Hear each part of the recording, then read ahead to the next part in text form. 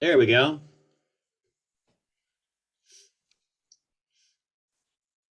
There we go. We got Tony. There we Yeah. go. Good. Right. Yeah. Wait a second. Not me yet. Huh, not me. Got a video problem here. Not me. But I did see a few people. There was a window that appeared at the top of my video screen to click on and said something about going ahead and consenting to broadcast. Right. If you have that, be sure to press that. I don't know if that has anything to do Now with you can click your own video button to get on. it. Okay. Oh, there it is. Okay, good. There we go.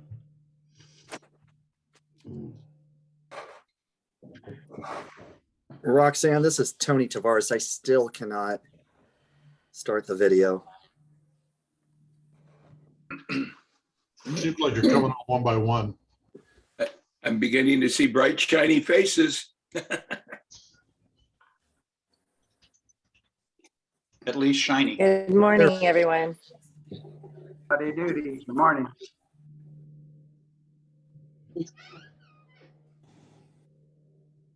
Mine's still disabled, but that's okay. No, it's not. You can have mine.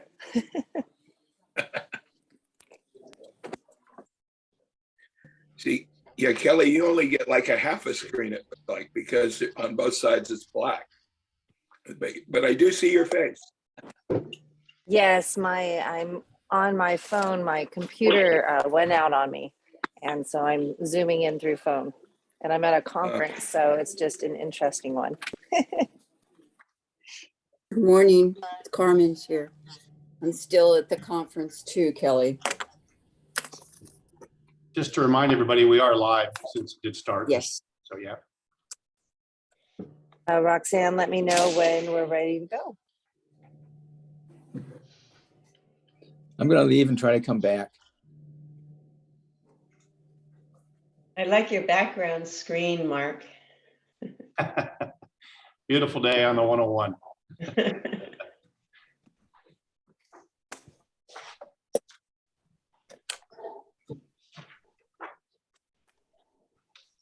Sorry, I apologize for the technical difficulties this morning, but I am trying to get everyone's video to show up here. I think people should be able to click on their share video icon. It worked for me without becoming a host.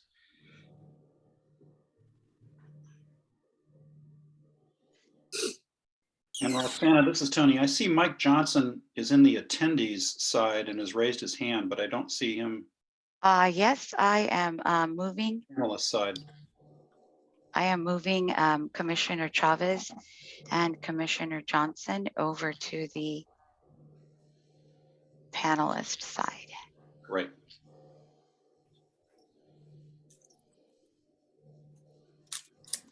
Okay. Not on video yet. Good morning, everyone. Good morning. I can't turn my video on, but I'm here.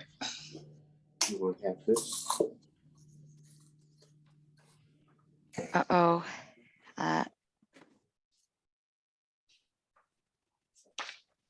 Why is everybody co-host? Roxana.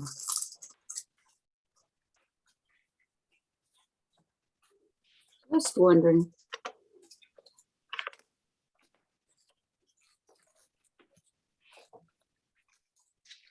Seems like it's going to be a wacky Friday today.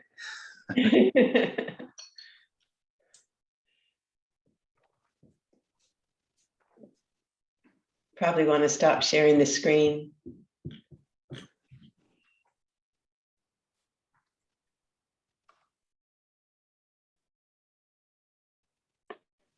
Oh, that's Jim White's screen.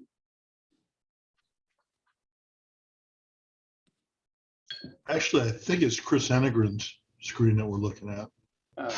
When I have, I'm Well, sorry. It says you're viewing. Oh, there we go. Now there's. Ah, there we go. Okay. There we go. Oops. Wait, All right. I Didn't realize I pushed the wrong button. Sorry. It says you cannot share your video because the host has disabled it. Okay, let's see if it was on. Now it's disabled. Oh, well. Huh. Let's see if huh. And I see Steve Madison, the attendees, with his hand raised. So my face came up about 2 or 3 minutes ago, and now it has that message, so. And I'm no longer there.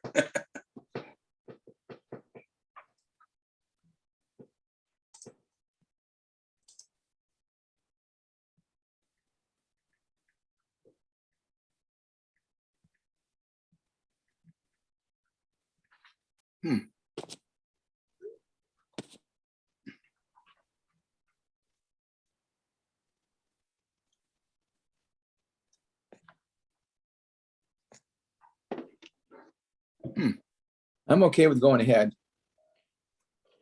Yeah, there's Steve. Good. Well, Do we have enough for a quorum? We actually do have a quorum. Unfortunately, in terms of the video, we're having issues with some commissioner video option, but the audio should be working for all, and we do have a quorum. Okay, and if anyone is having a problem with the video, can you log off and then log back on and see if that works? And then it is 9:07. I think we should get started, but I want to make sure we have legal counsel and everybody here. Yes, legal counsel, Steve Mattis has just joined us. Okay, great. Wonderful. All right, well, let's begin and then we can figure the rest of it out as we go. Thank you for joining us at the VCTC's commission for December 3rd, Friday. And I'm going to call this meeting to order and we'll start with the Pledge of Allegiance. And Bill Warwick, if you could start us off with a Pledge of Allegiance, that would be great. Certainly. Thank you. Let's begin. I pledge allegiance to the flag of the United States of America and to the republic for which it stands, one nation, under God, indivisible, with liberty and justice for all. Thank you very much. Next, we will do our roll call.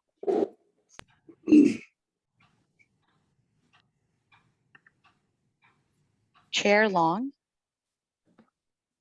Here. Vice Chair Tremblay. Here. Commissioner Bill de la Peña. I'm here. Commissioner Chavez. Here.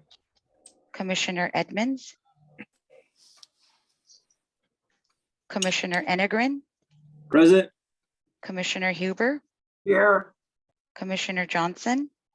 Here. Commissioner Judge. Here. Commissioner Lavier. Here. Commissioner McDonald. Here. Commissioner Parks. Here. Commissioner Ramirez. Yes, I'm here. Commissioner Rollins. Here. Commissioner Sobel. Here. Commissioner Wyrick. Here. Commissioner White. Here. Commissioner Tavares. Here. Thank you. Thank you for everyone attending today. I really appreciate it. Next is the public comments. And do we have any? We do have a public comment. Okay. And I will promote the public comment individuals. Okay, and Just one moment. we give them 3 minutes.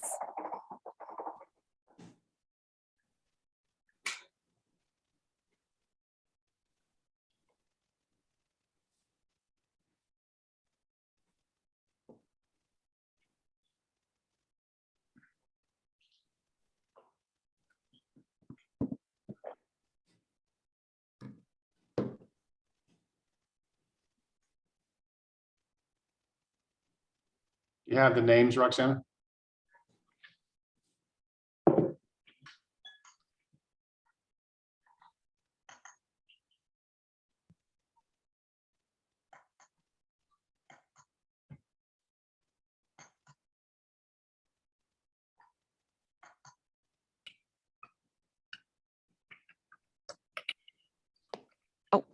I'm sorry. Our first public comment speaker will be Mr. Sandy Smith. Okay, Sandy, you have 3 minutes.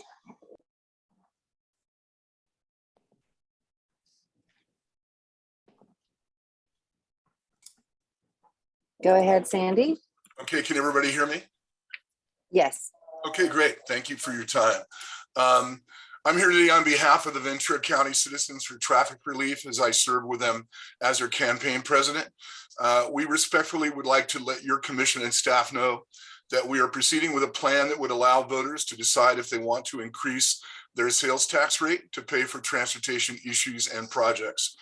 Our committee feels in the strongest terms possible that the voters in Ventura County have the right to decide if they want to increase the sales tax so that improvements can be made to the vital transportation infrastructure in our county. Without a self-help tax, Ventura County has fallen further and further behind on transportation infrastructure spending. Our roads, our highways, our buses, our walking and biking paths are all suffering because we do not have the funds to pay for these quality of life projects and programs. Soon we will begin collecting signatures for a ballot measure that will ask for a 1/2 cent increase in the sales tax commencing January 1st, 2023. The increase in the sales tax money will be apportioned to VCTC as well as our city and county governments. We appreciate the fact that the commissioners at VCTC serve an important role in deciding policy matters involving transportation. The plan will have specific spending categories, but will also provide some flexibility to allow your commission to shift some spending depending on the results of your comprehensive transportation plan priorities. Appreciate your time today and thank you. Thank you, Sandy, for your comment. And next, Roxana, I'm sorry, my video got turned off. Chair Long, But I'm sorry, this is Matt. I'm sorry. I wasn't there when Sandy spoke the last time. I missed that meeting, so I apologize. And I'll reach out to him because I definitely want to learn more about those efforts. I think it's really exciting. And if they're successful, I'm really looking forward to working with this commission to figure out ways that we can most effectively spend it. So I appreciate Mr. Smith coming in and I'll reach out to him to learn more. Thank you. thank you. And thank you for your comments. Chair Long, also, if I Yes. might. I think some of the issue with wanting to increase the sales tax, and I think we have one of the lowest in Southern California for sure, is what the projects are. And it's based on an old list, as I recall, and you know, we're in a new time of climate change, and the types of emphasis that I think what are needed are not reflected in this kind of catch-all bag of projects. So it might be something that our Transportation Commission may want to look at in terms of a measure, if we do want to go forward, one that reflects the needs of our community with a overlay of, you know, emphasis on addressing climate impacts. Okay. Well, I do know that this, just to make sure, this item is just a public comment, so no discussion can be made, so we can hear your comments.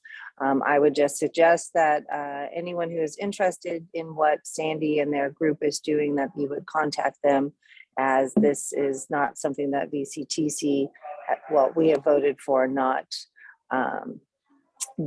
taking any more action on this at this time, but we can consider things as it comes moving forward, I would suggest. Any other comments before I move on to the next public speaker? Thank you. Oh, I'm sorry. I just wanted to announce we do have a second public speaker, which is Miranda Patton. Okay, go ahead.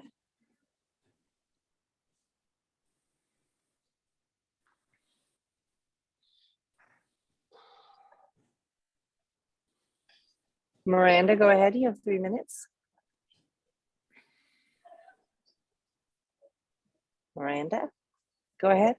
Unmute your microphone and you should be able to speak. Chair Long, I don't think she's been promoted yet. Oh, okay. Roxanne, let me know when she is. I just promoted Ms. Patton. I apologize. We're having a few technical difficulties here this morning. Yeah. Hello, are you able to hear me now? Yes, thank you. Go ahead. Wonderful.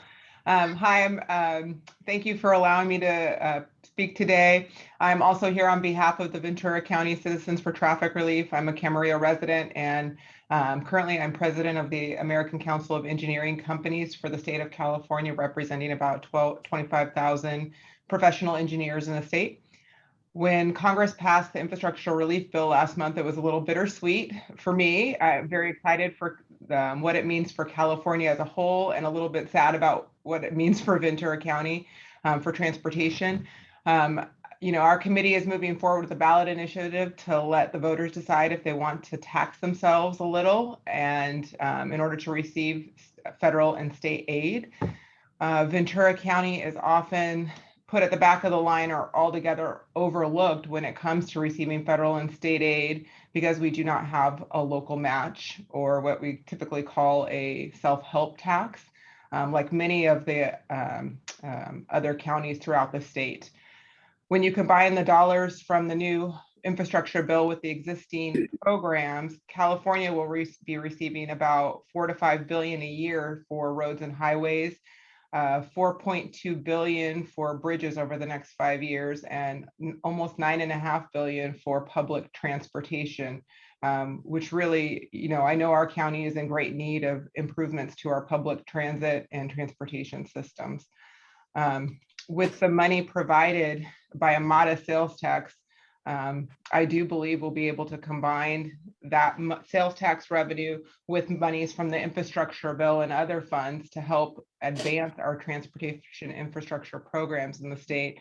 And it would really position Ventura County to be on the verge of massive change that would dramatically improve safety and operations for our community, and really continue to maintain our high quality of life, our high standard of living in this county. So with that, that's essentially why our group is continuing to move forward to advance as a voter initiative on the ballot. Thank you. Thank you very much, and really do appreciate both your comments and making sure that our community knows what you're working on. Really do appreciate it, and all of the best of luck.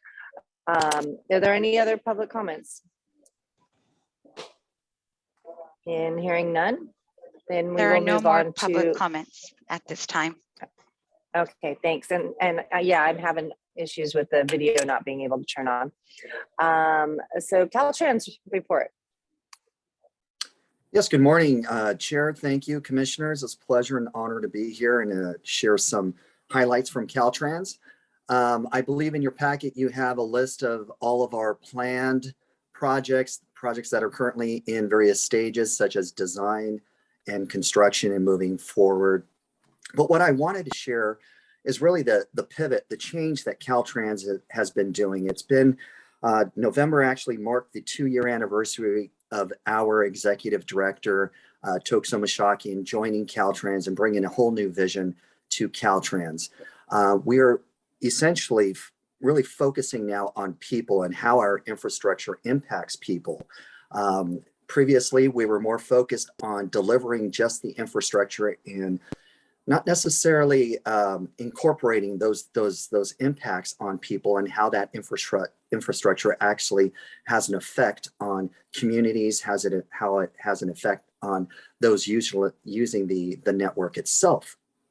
So I wanted to share this with you that we're basing all of our decisions when we're delivering projects, planning projects, constructing projects based on 3 foundational principles. One is safety, the other is climate action, and the third is equity.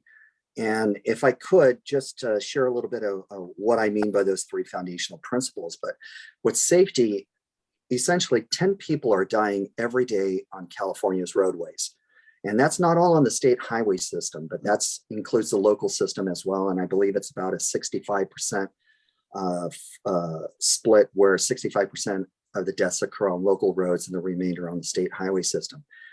We can do a lot better than that as transportation officials, and as a commission, we can improve the safety. We can help minimize, eliminate those fatalities and serious injuries on our roadway systems. And so Caltrans is taking a safe systems approach and really doubling down on those strategies that enhance safety for all users of the transportation network.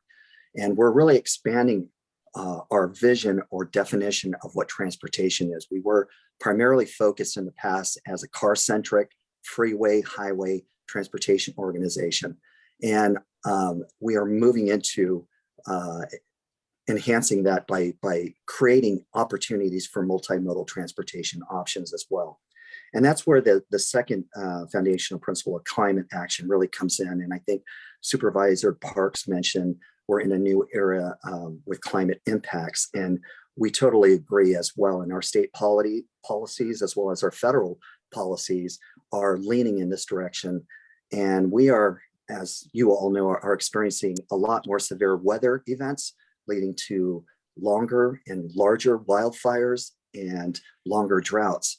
We're now averaging about 2.5 million acres of land that burn each year due to wildfires.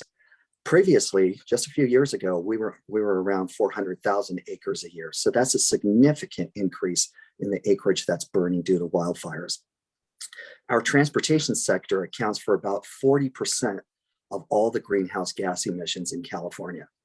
And so Caltrans is really moving towards how do we enhance, how do we provide choices and options for people, and providing multimodal transportation options. So we're focusing not only on cars, not only on moving freight and goods, that's still important, but also looking at how can we enhance and provide those options by providing bicycling, pedestrian safety enhancements, connectivity, accessibility, transit accessibility and connectivity, and rail accessibility and connectivity. And our third foundational principle deals with equity. And equity has been kind of front and center during the past probably 20 plus months since the pandemic hit. And we have taken this opportunity to really look inside our organization and look at some of the impacts that freeways and highways have had on communities throughout our state. We're acknowledging the negative impacts to disadvantaged communities, and we're now being very deliberate on delivering projects that help reconnect these communities. Many of these freeways, as you know, through some of these disadvantaged and historically marginalized communities, were divided due to the freeway system.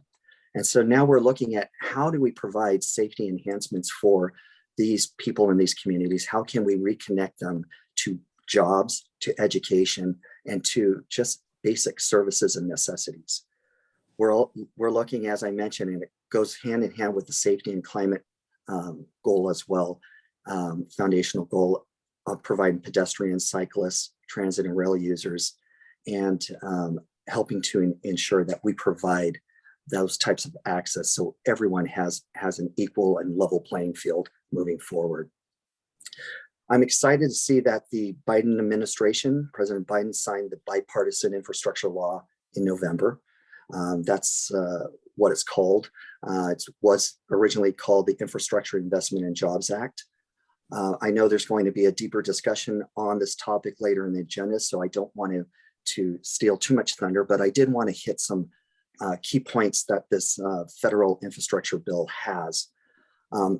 Essentially, number one, it's the largest transportation funding package that we have seen in recent history. So it's exciting to see the funding coming into infrastructure, but not just any type of infrastructure. I will say there is $110 billion for roadways and bridges, but almost at an equal amount, the Biden administration and Congress put $105 billion towards commuter rail and transit as well. So it's almost a 50-50 split there, which is very, very exciting. And I think this is the first time that has ever happened. There's also funding for broadband. There's funding for zero emission vehicles and infrastructure. And there's also funding for equity in their component or their category called reconnecting communities. So this is in my opinion, a very robust infrastructure bill, law now that has been passed. Excited to see how California is going to fare in obtaining their share of the funding, and looking forward to working with this commission and all of you in delivering projects that help us meet these key foundational principles, but also help deliver these key issues that the federal government has put into place. So I think I'll pause right there and ask if there are any questions for Caltrans. Yes, and the first one we have is from Carmen, Supervisor Ramirez. Thank you, Chair Long. I just want to congratulate you on the focus on climate change and how our transit system, both the roads and public transit, affect communities that have been so affected by the freeway system. There was a really terrific investigative report in the LA Times about freeways disrupting communities. And I lived in one of those communities for a while in East Los Angeles, where every freeway came together and disrupted communities, disrupted families. So really appreciate that, and looking forward to good stuff and for our opportunity to weigh in on it. Thank you very much. Thank you. Thank you. And Commissioner Chavez? Thank you, Madam Chair, and thank you, Commissioner Tavares, for the update and the additional information. I just had a couple of questions. I saw on the list, let me go to the exact page. It just says projects in design, page 1 of 3, number 7 in particular, which is the Vineyard Avenue that is shared through the county and the city of Oxnard. I understand that it's supposed to be a pavement rehab, but I'm curious that if there's any additional safety improvements that Caltrans plans on doing, such as placing medians, because there are portions of Vineyard Avenue that do not have those safety medians, and even potentially striping for the bike paths so that bike riders are able to easily identify where they are able to ride and motorists are able to see them as well. Yeah, thank you for that question. So one of my requirements, and I'm challenging my team now, is to do more community engagement and working with our stakeholders at all levels, the public, our elected officials, our transportation partners, to actually identify what the needs are from them. We as engineers and planners have our own ideas, but we really want to hear from such as yourself and your constituents to get a better understanding of what they feel is needed in that location. So if there's an opportunity to add bike lanes, if there's an opportunity to add those safety enhancements such as barriers and other features, we definitely want to include those into that project. So I will take this information back to my team so that they do a full engagement with perhaps you and your staff or your constituents on finding a resolution to this. I appreciate that. And just if you can just clarify for me, the traffic signal lights, is that under Caltrans or is that under the city that's in charge of their cycle time? For that specific location, I would have to get back to you on that information. Some of the traffic signals we have with some cities and counties, we have what's called a delegated maintenance agreement, where they would operate those. In some situations, we operate them. So that specific location, I'll have to get back to you through VCTC staff. I appreciate that. And thank you for taking charge and challenging your team to work with the communities and listen to them so that we are building the communities that we all want to live in. Thank you, Madam Chair. Thank you. And thank you, Commissioner Chavez. We have a lot of potential and opportunity out there with the new bills and so forth. So we'll be hearing more about that as well. So thank you. Next up, we have our commissioners. Any updates that are not on the other agencies that you're with? In hearing none, I will move it to Mark Watkins, our Executive Director. Thank you, Chair Long. Just a couple of quick comments. First off, we're happy to announce the promotion of Dolores Lopez into our transit planner position. Dolores has been with VCTC for 19 years, has been working in our Regional Transportation Information Center. She competed through an open process, so it was open to outside folks. And so it's always exciting when an employee is able to compete and earn a promotion in that fashion. So our congratulations to Dolores on that. Also want to congratulate Andrew Kent. Andrew works in our planning department. Andrew passed his professional transportation planner certification, which comes from the Institute for Traffic Engineers. So he can now be referred to as a certified professional transportation planner. So congratulations to Andrew on that. Also, again, nice to see employees pursuing their professional certifications for the benefit of VCTC. And along those same lines, we just received notice from the Government Finance Officers Association that we received the Distinguished Budget Presentation Award for our budget document. So the GFOA sets a certain number of minimum criteria and standards that you must meet in order to receive this award. And so Sally DeGeorge, our finance director, submitted our budget and it was recognized as meeting all of those standards. So congratulations to Sally and the finance department. And then just the last couple of things, just as a reminder, the ad hoc committee for the executive director recruitment will be holding its first panel interviews this Monday. And then this entire commission is scheduled for December the 16th for the final interview. So you should all have that on your calendars already, but just to remind you of that, both of those rounds of interviews coming up. So that's exciting. And then finally, I'm sure you all read this morning, but the federal shutdown was once again averted. So there's been a short-term budget passed on February 18th. We, of course, along with Tony Tavares and his folks, are all tracking that closely since there's so many federal funds that flowed in. So we were glad to see that and hopeful that they're able to resolve that before that February 18th deadline arrives. So that's all my comments for today. Thanks. Thank you. Any questions?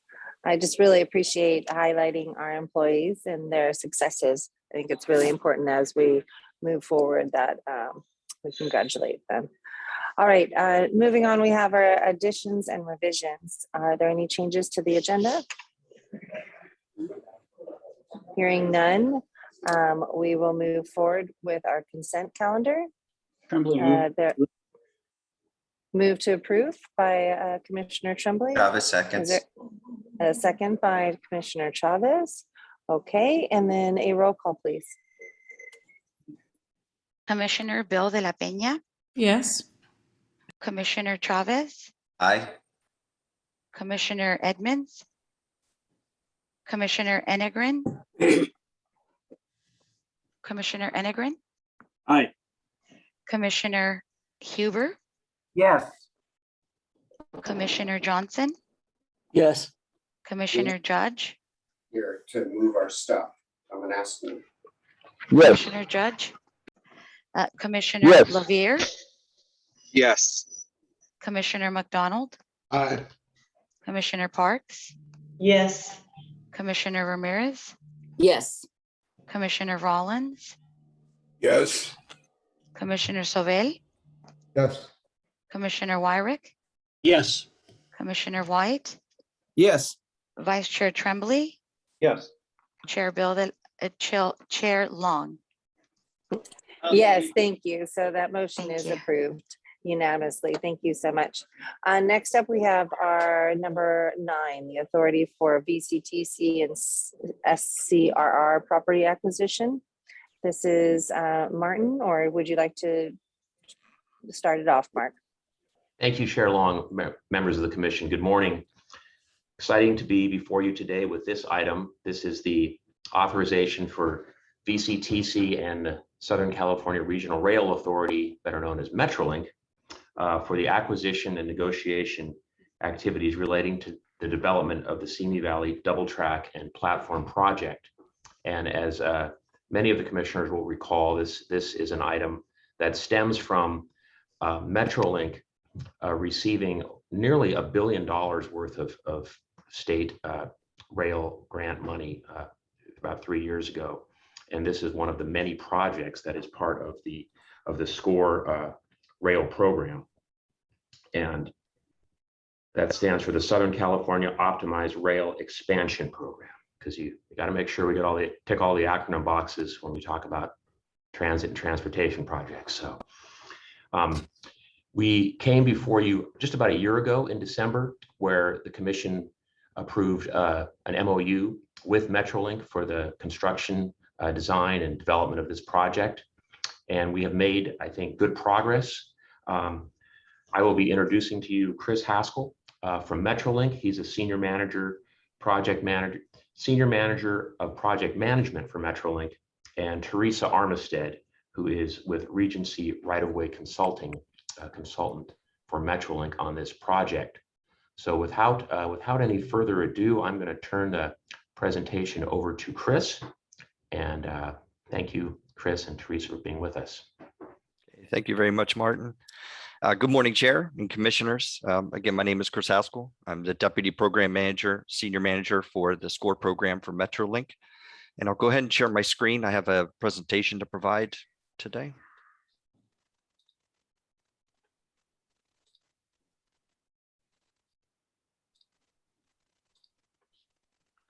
Okay, can everyone do a screen check? Everybody can see my screen? It's okay, great, thank you. Yes, go ahead. Thank you very much. Okay, so again, this item is regarding Metrolink Simi Valley Double Track and Platform Project. And today we are seeking authorization for Metrolink to proceed with the property acquisition offers and negotiation activities for the Simi Valley Double Track and Platform Improvement Project, which I'll refer to as the project going forward in the presentation. Okay, next couple of slides will provide some project background. The benefits of the project is to provide enhanced rail services, safety and reliability. And we are targeting to complete the project by the LA 2028 Olympic and Paralympic Games.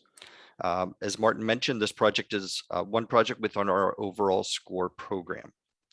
In terms of project funding, in 2018, SCRA was awarded $876 million of TIRCIP funding for the SCORE program phase 1.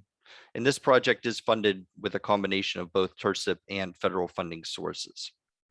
And as Martin mentioned, back in December 2020, the commission did approve the agreement whereby VCTC has been supporting Metrolink with the delivery of the project. And we've been working closely together over the past year as we work through delivery. Okay, this provides an overview of the project components for the Simi Valley Double Track and Platform Project.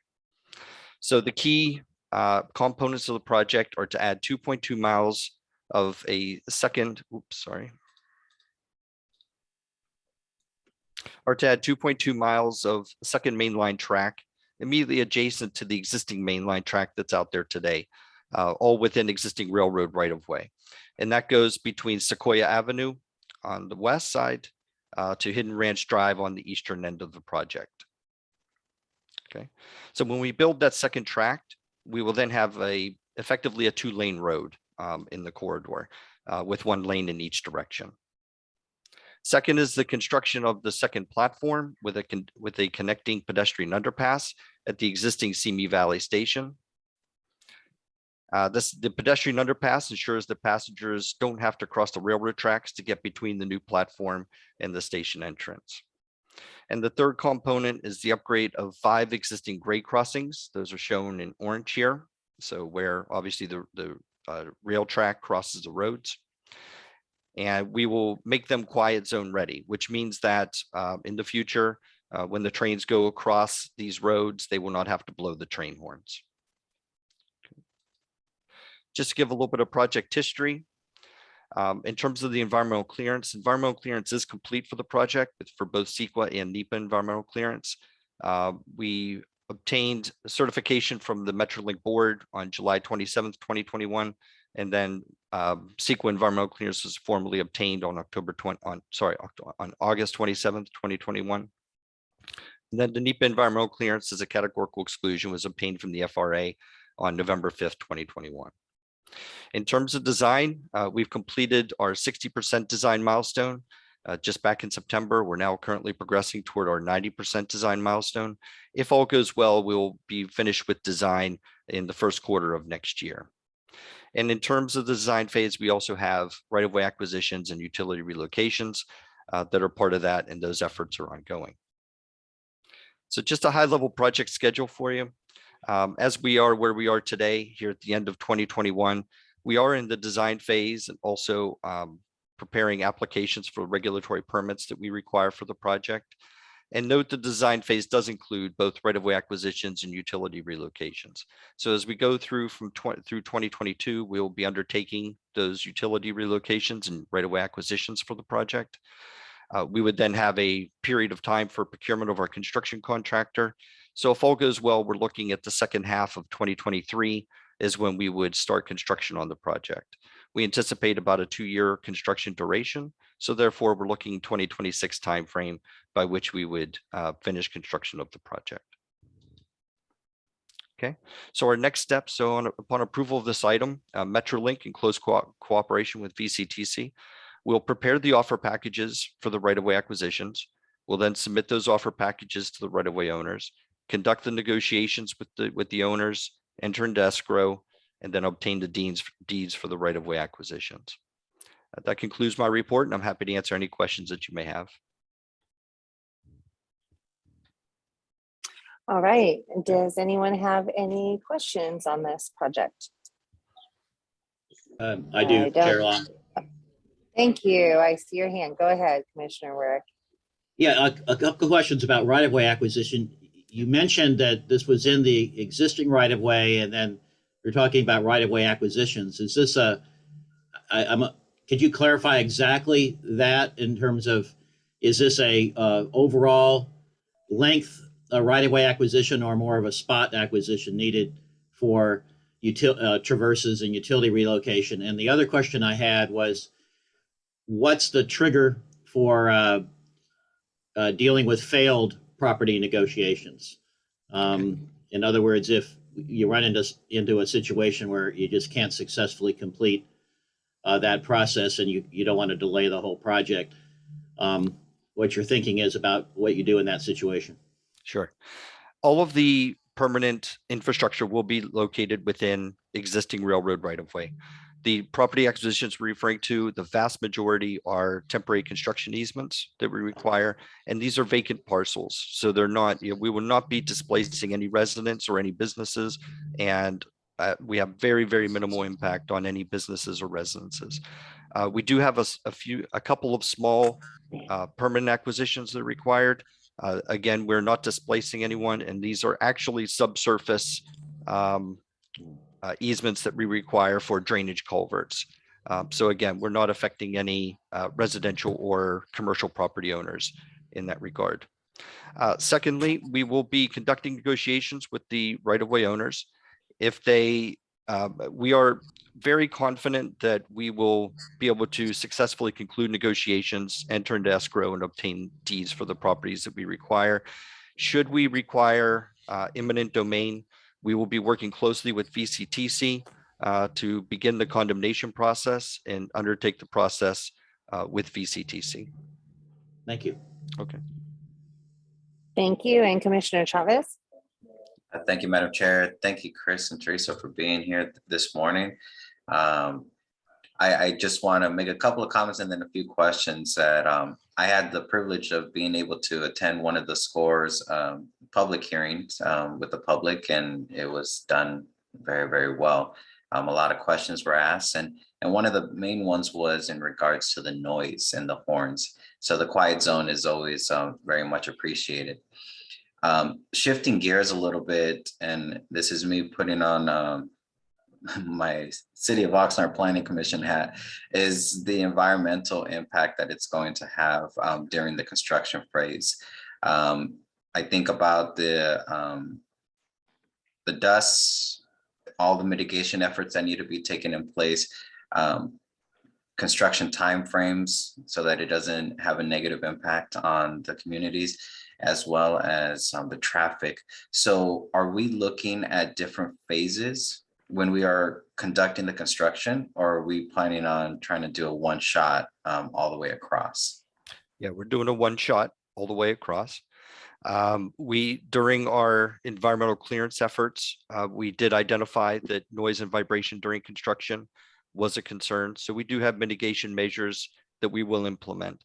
Obviously for noise, for dust suppression, that's one key one. We will be undertaking construction The vast majority of construction will be done during the day.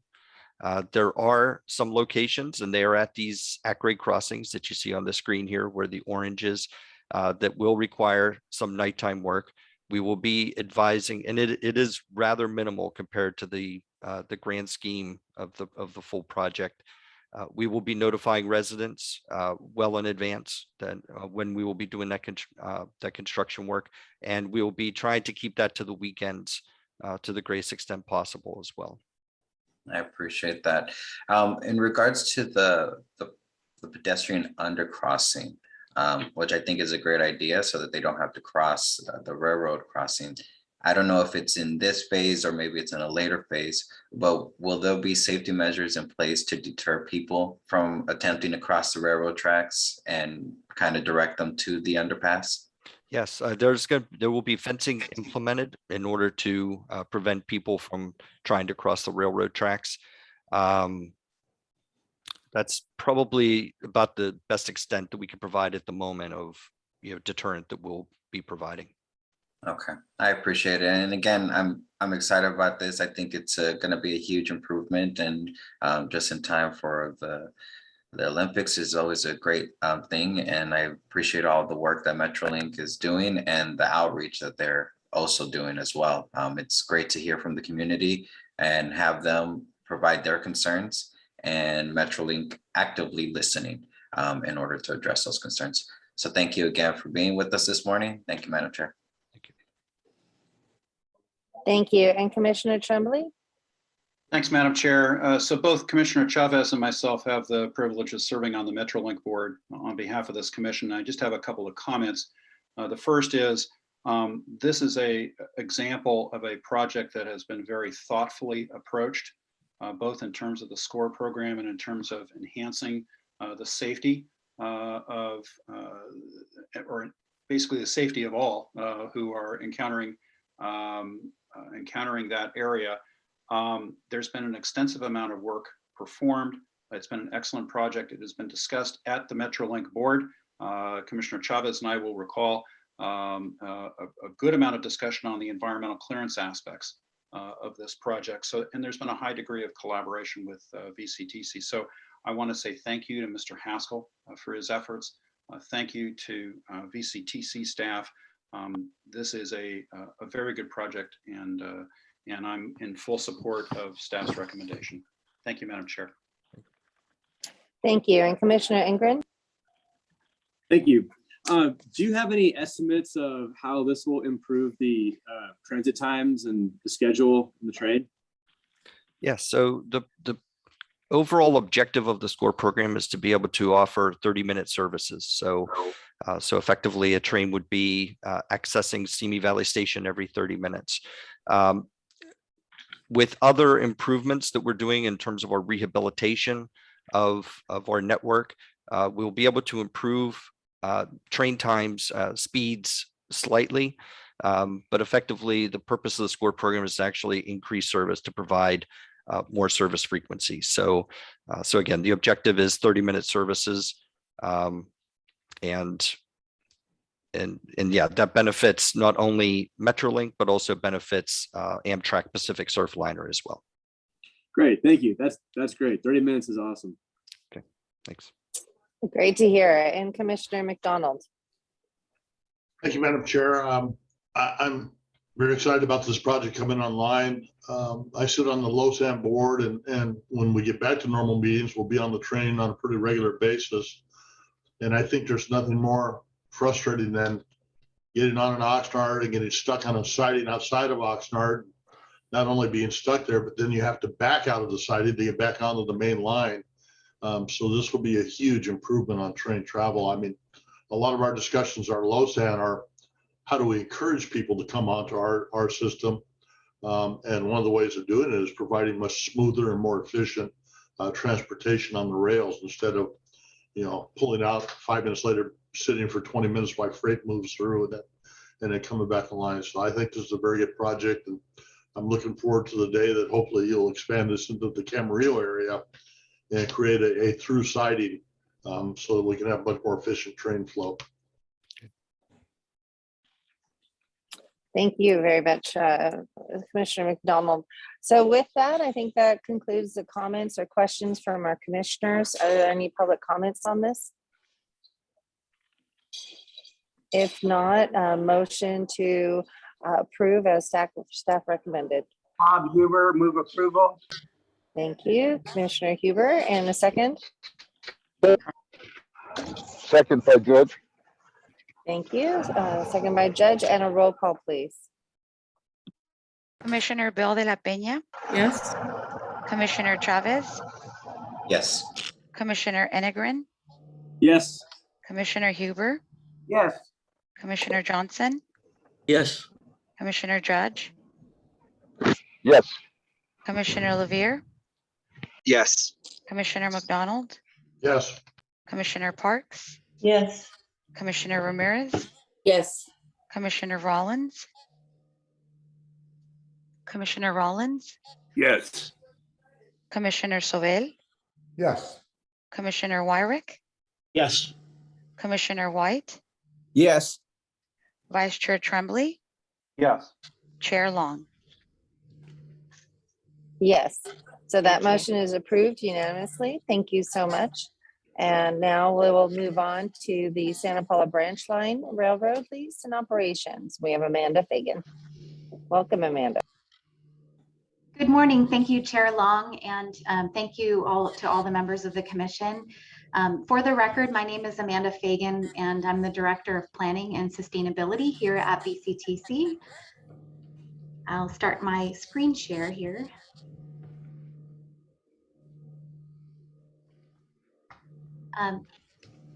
Stretching for 32 miles from Ventura to Piru, winding through the agricultural fields of the Heritage Valley with stations in the cities of Santa Paula and Fillmore, the Santa Paula Branch Line Railroad has presented both substantial opportunities and its share of challenges through the past quarter century of ownership by the Ventura County Transportation Commission. Today marks a new chapter for the branch line as we present to you for approval the Railroad Lease and Operations Agreement between VCTC and Sierra Northern Railway.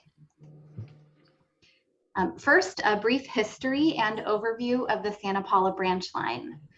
VCTC purchased the Santa Paula Branch Line Railroad in 1995 and in 2001 entered into a 20-year operations lease with Fillmore and Western Railway. That lease expired on June 30th of 2021.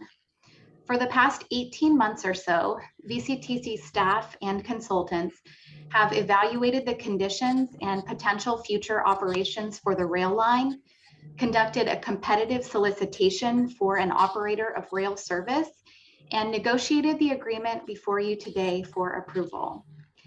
The Santa Paula Branch Line consists of 32 miles of railroad right-of-way, generally 100 feet wide, but varying from 30 feet to as much as 250 feet wide, and totaling 388 acres and with 29 miles of serviceable track.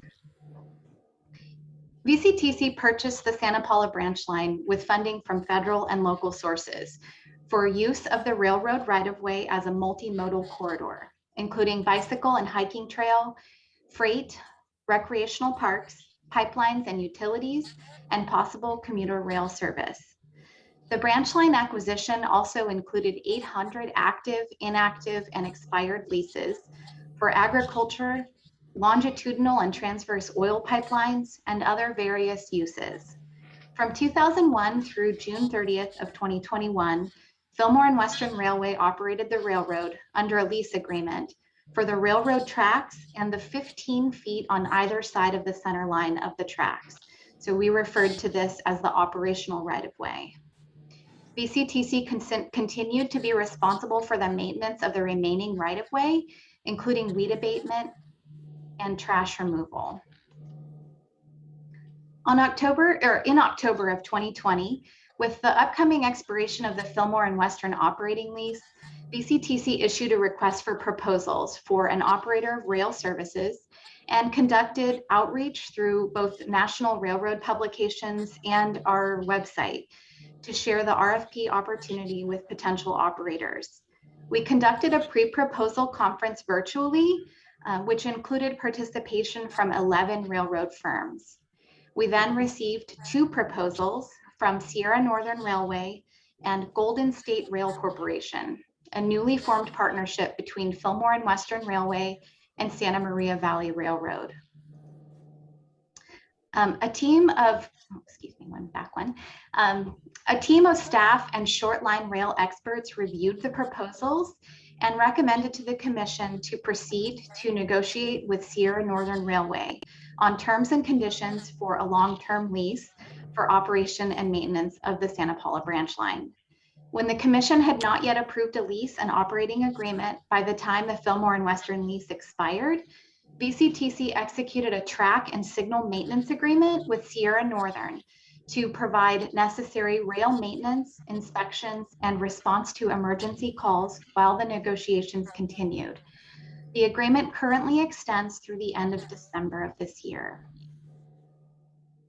In negotiating the rail and operating lease, the commission established an underlying principle that the agreement should provide for economic activity in the Heritage Valley by continuing to support rail operations and preserving the corridor for a future recreational trail by dedicating the lease, license, and permit revenues generated by the branch line to the ongoing maintenance requirements, while avoiding the need to subsidize the operations of the line through public transit funds. The prior VCTC Executive Director, Darren Kettle, Interim Executive Director, General Counsel, and I used this guiding principle to develop the lease and operating agreement. The agreement is directly between VCTC and Sierra Northern Railway.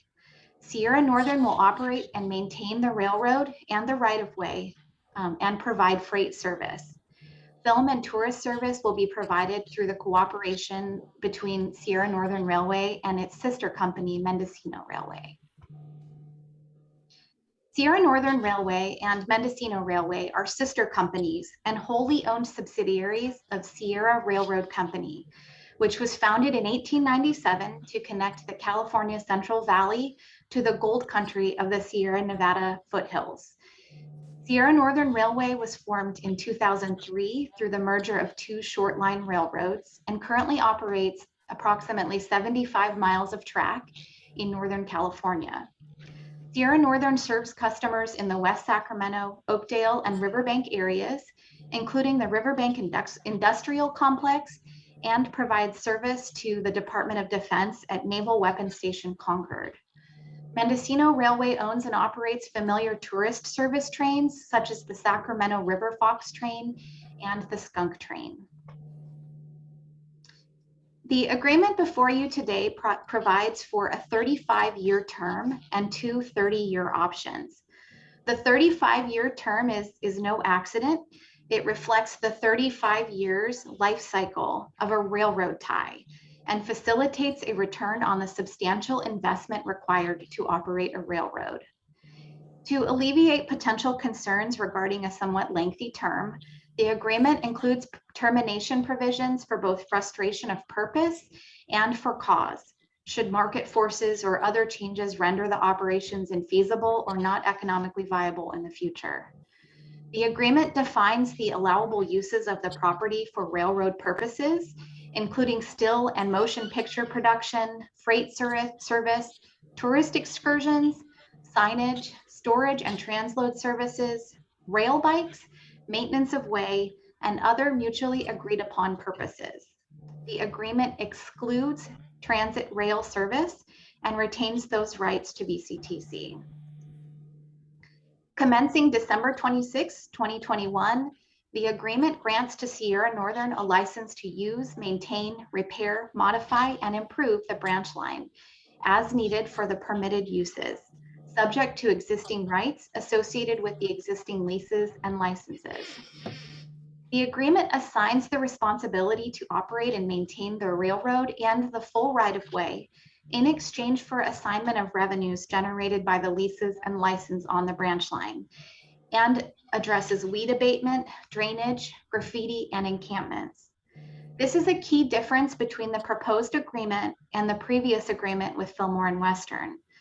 Sierra Northern will be responsible for maintaining the right-of-way, including weed abatement, drainage, graffiti, and encampments, as I just mentioned, relieving VCTC staff of the workload associated with managing contracts and work orders for these efforts.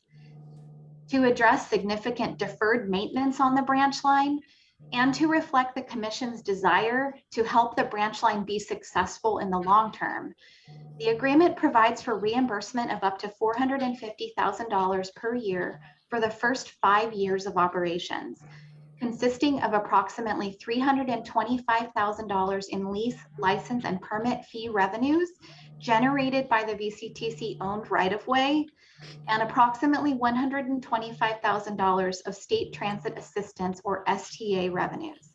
After that time, the lease revenues will pass through to Sierra Northern to provide for the cost of maintaining the rail and right-of-way with no subsidy from STA revenues. The agreement acknowledges the primacy of the recreational trail to guide planning and decision-making for the branch line.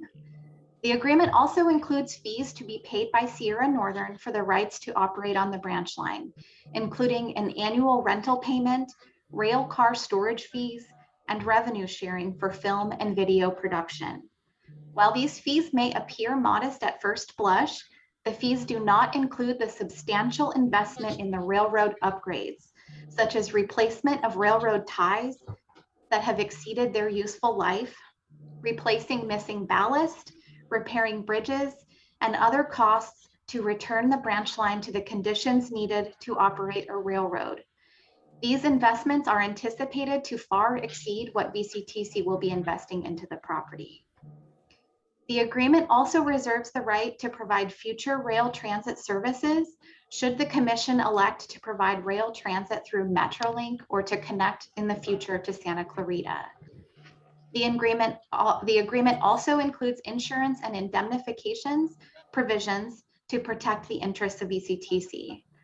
Finally, the agreement also includes a carve-out for the county-managed property located in Saticoy and Piru, a handful of parcels that are managed by the County of Ventura through a 1997 agreement between VCTC and the county, whereby those lease revenues associated with those particular parcels go to the county directly. Sierra Northern plans to develop a freight customer base that serves existing and future businesses along the branch line, providing freight and transload services, installing spur lines, storing and switching rail cars. Sierra Northern plans to support film and television production on the branch line, a business that has already seen significant interest grow throughout this past year. Sierra Northern also plans to provide tourism and seasonal passenger services, such as Easter, pumpkin, and Christmas themed activities, happy hour and brunch trains, and activities to feature local agricultural destinations throughout the Heritage Valley. These tourist services will be provided by Mendocino Railway, operating on the rail line that is run by Sierra Northern. As you may know, there is a strong and passionate community interest in continued operations of the Santa trains, and we've heard from members of the public a fair amount of dismay about not having Christmas trains this year. So we look forward to having a return of those trains to the branch line in the future. There are also plans to operate the patent pending electric assist 2-passenger rail bikes on the branch line as well, as shown in the photo at the upper left of the screen. These planned services are all identified in Exhibit C of the agreement. Operations and maintenance of the branch line railroad and right-of-way property will be guided by maintenance standards contained in Exhibit B of the agreement, specifying the frequency and standards for addressing graffiti, trash, weed abatement, drainage clearing, cooperation with VCTC to address encampments in accordance with the VCTC trespass removal policy, track maintenance, inspections, and reporting. Benefits of approving the agreement with Sierra Northern include establishing a long-term operations and maintenance presence on the branch line, whereby the interests of VCTC and Sierra Northern are aligned to facilitate infrastructure and business development investments. The structure reduces VCTC's financial obligations to operate the railroad and to maintain the right-of-way, eliminating the need to subsidize rail operations with public transit funds beginning in year 6 of the agreement. VCTC staff will no longer have to manage the weed abatement, tree trimming, trash removal, and other regular maintenance activities of the railroad, freeing up staff to focus on the core mission of providing regional transportation planning. One example of workload that will transfer to Sierra Northern under the proposed agreement is that of annual bridge inspections, which cost VCTC more than $40,000 each year alone and requires staff time to select a consultant, contract for engineering services, and manage the contract, as well as paying invoices. Through the recently adopted freight corridor study, we know that State Route 126 carries the truck traffic nearly equal to that of US 101. The commission and the community expressed a strong desire to address the impacts of truck traffic to the communities of Fillmore, Piru, and Santa Paula. Every rail car that will travel on the Santa Paula branch line takes 4 trucks off of the roadway. And with the development of freight rail service, we have an opportunity here to reduce truck traffic on the 126. Sierra Northern and its sister companies have a strong history and are supportive of what Sierra refers to as a trains with trails approach, combining passenger rail service with bicycle and hiking trails, and even developing trails of their own to complement existing tourist train service in Northern California. The commission has expressed an interest in human-powered locomotion on the branch line, which is planned for the Santa Paula branch line in the form of rail bike tours. The agreement brings together 2 of the strongest movie railroads under one management team, which facilitates investments in filmmaking props, equipment, and staff to encourage this industry that provides an important source of economic activity for the Heritage Valley and for Ventura County more broadly. Finally, with experience in both clean energy solutions and hydrogen-powered locomotives, the proposed partnership with Sierra Northern creates additional clean energy and clean freight opportunities. Approval of the agreement will require a program budget amendment to cover the cost of track maintenance from January through June of 2022, and also to cover the costs associated with legal services and staff resources required to negotiate and assist with the implementation of this agreement. For fiscal year 21-2022, the program budget revenues and expenditures would increase by $305,000, which leaves the total budget still at $148,543 lower than the preceding fiscal year. For years 1 through 5 of the agreement, we anticipate a further reduction of approximately 30% as compared to prior fiscal years, and 50% lower starting in year 6. The bulk of costs for the branch line will then be covered by the lease, license, and permit fees generated by the branch line. Representatives of Sierra Northern Railway and its sister and parent companies are here today to answer any questions that you may have. Ken Beard is the president and CEO of Sierra Northern Railway. Chris Hart is the vice president for business development of Sierra Railroad Company. And Robert Pinoli Jr. is the president of Mendocino Railway. The VCTC team that has worked to negotiate this agreement includes myself, Interim Executive Director Mark Watkins, General Counsel Steve Mattis, and his associate Lindsay DeAndrea, and until his departure in September, our previous Executive Director, Darren Kettle. Staff recommends approval of the railroad lease and operation agreement with Sierra Northern Railway and approval of a budget amendment as described in the staff report. We understand that many of the commissioners received communications from a member of the public regarding recent press on a dispute between Mendocino Railway and the city of Fort Bragg.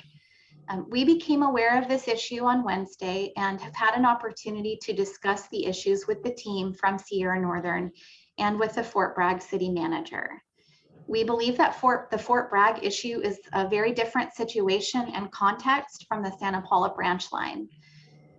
Sierra Northern Railway will be a lessee and operator of the branch line, not an owner of the railroad, as is the case with the Mendocino Railway and Fort Bragg. I'll also share that in my experience of working with Sierra Northern to operate and maintain the branch line for the past 6 months under the temporary agreement, I have found Sierra Northern to be very responsive, professional, and knowledgeable, safety conscious, and easy to work with. So at this time, I'll turn the floor over to Ken, Chris, and Robert to introduce themselves and share any additional insights on the agreement and partnership with VCTC. And we'd be happy to answer any questions that you might have. I do see Commissioner Chavez has your hand raised, so I'll stop sharing. And if I can answer a question now, or we can introduce Ken, Chris, and Robert. Go ahead, Commissioner Chavez. Thank you, Madam Chair. Thank you, Amanda, for the presentation. Just a quick question. As were mentioned during the presentation, that the branch line has been an interesting thing that we've been dealing with. Inspection measures for VCTC to protect our assets. What timeline are we looking at? Are we looking at doing random inspections every 6 months, annual inspections, just to ensure that Sierra North is in compliance with the contract agreements? Well, the Federal Railroad Administration and the California Public Utilities Commission have a wealth of requirements for conducting regular inspections on railroads. And so Sierra Northern will be responsible for conducting those regular inspections. I believe they're weekly and bi-weekly inspections that will be taking place along the railroad, consistent with the type of operations being conducted. As far as a VCTC sort of spot check on whether those requirements are being followed, the agreement does require the submittal of those inspections and reports to VCTC, and communication between the operator and VCTC with regard to any inspections that are conducted by the regulatory agencies or any issues that are identified. We've also talked about internal to staff, and haven't yet taken this to the commission yet, but we've talked about executing a sort of on-call services contract with a rail engineering services firm, similar to the one we have in place currently with Wilson and Company, to help us review those inspection documentation and reports to make sure that that we understand the reports that are being filed to us, and that all of the regulations are being followed. So that's something that would come to the commission next year for approval. Okay, so it's not like we have an actual VCTC staff member visiting the branch line to ensure that weed abatement is being done and that maintenance is being upkept, correct? So we currently do visit the line as regularly as possible. You know, I have a staff of myself and just two. So we get out there as much as we can. We definitely are responsive to comments and complaints that we receive from the community. And we do have you know, neighbors to the branch line who keep us well informed as to how things are looking. And so we currently are responding through on-call contracts with a weed abatement firm, a tree trimming company, and the like. So I would anticipate that as we proceed forward with the agreement with Sierra Northern, we would continue to do that sort of staff oversight work, but our responsibilities for being out there on a sort of more regular basis will be reduced through this contract. Okay, I appreciate that. And Mr. Mattis, did you have something else? Yeah, I was simply going to add to Amanda's comments that the agreement does provide VCTC the express right to go and inspect the railway at any time for compliance with the terms of the contract. I appreciate that. I'm excited. I think it's great to see all of the things that could potentially occur on the branch line. And I'm glad to see that we're not just going to lease it over and then forget about it. We're going to keep our hand on it and ensure that our assets are protected. So thank you again for the presentation. Thank you for all the work that you, Mr. Mattis, Mr. Watkins, when he came in as a former director, Kettle, and other staff members to get us to this point. Thank you, Madam Chair. Thank you. Thank you. And Commissioner Tremblay. Thank you, Madam Chair. Compliments to VCTC staff and Mr. Mattis for an extensive amount of work on this lease. And professionally, I can tell that there's been a great deal of care given to drafting the provisions, particularly Section 7 of the lease. But I'd like to ask some clarifying questions just to make sure that I understand correctly. And the first question I have is with respect to Section 8 on responsibility for repair or replacement, and that's on page 12 of the lease. That provision specifies that there is no capital contribution required by VCTC. Am I reading that correctly? In essence, that is the covenant in the lease. Yeah, that is correct, with the exception of, as Amanda mentioned earlier, that in the first 5 years, a VCTC would reimburse an amount up to $450,000 a year for deferred maintenance, but that $450,000 amount is itself offset by the annual rental revenue. So if you assume the annual rental revenue is $300,000 to $325,000 a year, that additional contribution during those first 5 years is more likely along the lines of $150,000 a year net. Right. Thank you, Mr. Madison. I certainly understand if there's 450, if there's deferred maintenance on the line, there's deferred maintenance, and somebody's going to need to pay that in order to get that work done. Otherwise, the line falls into complete disrepair. So I completely get that. We received email comment from someone who was very critical and characterized this as a quote unquote giveaway for 100 years. However, I read Section 9 of the lease agreement, and specifically the 2 30-year options, and this is on page 14.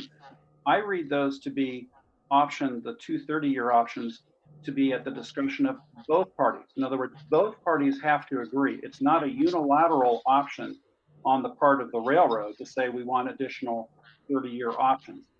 Is my reading of that contract language correct? Yes, it is. These are effectively kind of options to negotiate and exclusive options to negotiate, but any extension beyond 35 years would require the mutual consent of the parties, both as to the extended term, as well as the fees and payments that would be associated with it. And so this does retain in both parties extensive discretion as to whether or not to grant those options. So there is still, all right, so let me reframe it then. What this lease does is effectively locks VCTC into an agreement for 35 years, but not after that. And after that, it's subject to the discretion of both parties, correct? That is correct. Okay. And then finally, and I understand why the 35 period, and Amanda, thank you for explaining, because we understand what life cycle of railroad components are. The final comment, and this goes to Amanda's comment, and this may be more a question for you, Steve, than for Amanda, but it's about the situation existing up in Fort Bragg. I guess my question on that basically is Sierra Northern considered a public utility for purposes of eminent domain proceedings? What I'm getting at, the ulterior question, the ultimate question is, would Sierra Northern under this lease as a lessee be able to exercise eminent domain rights on any properties adjacent to its leasehold interest?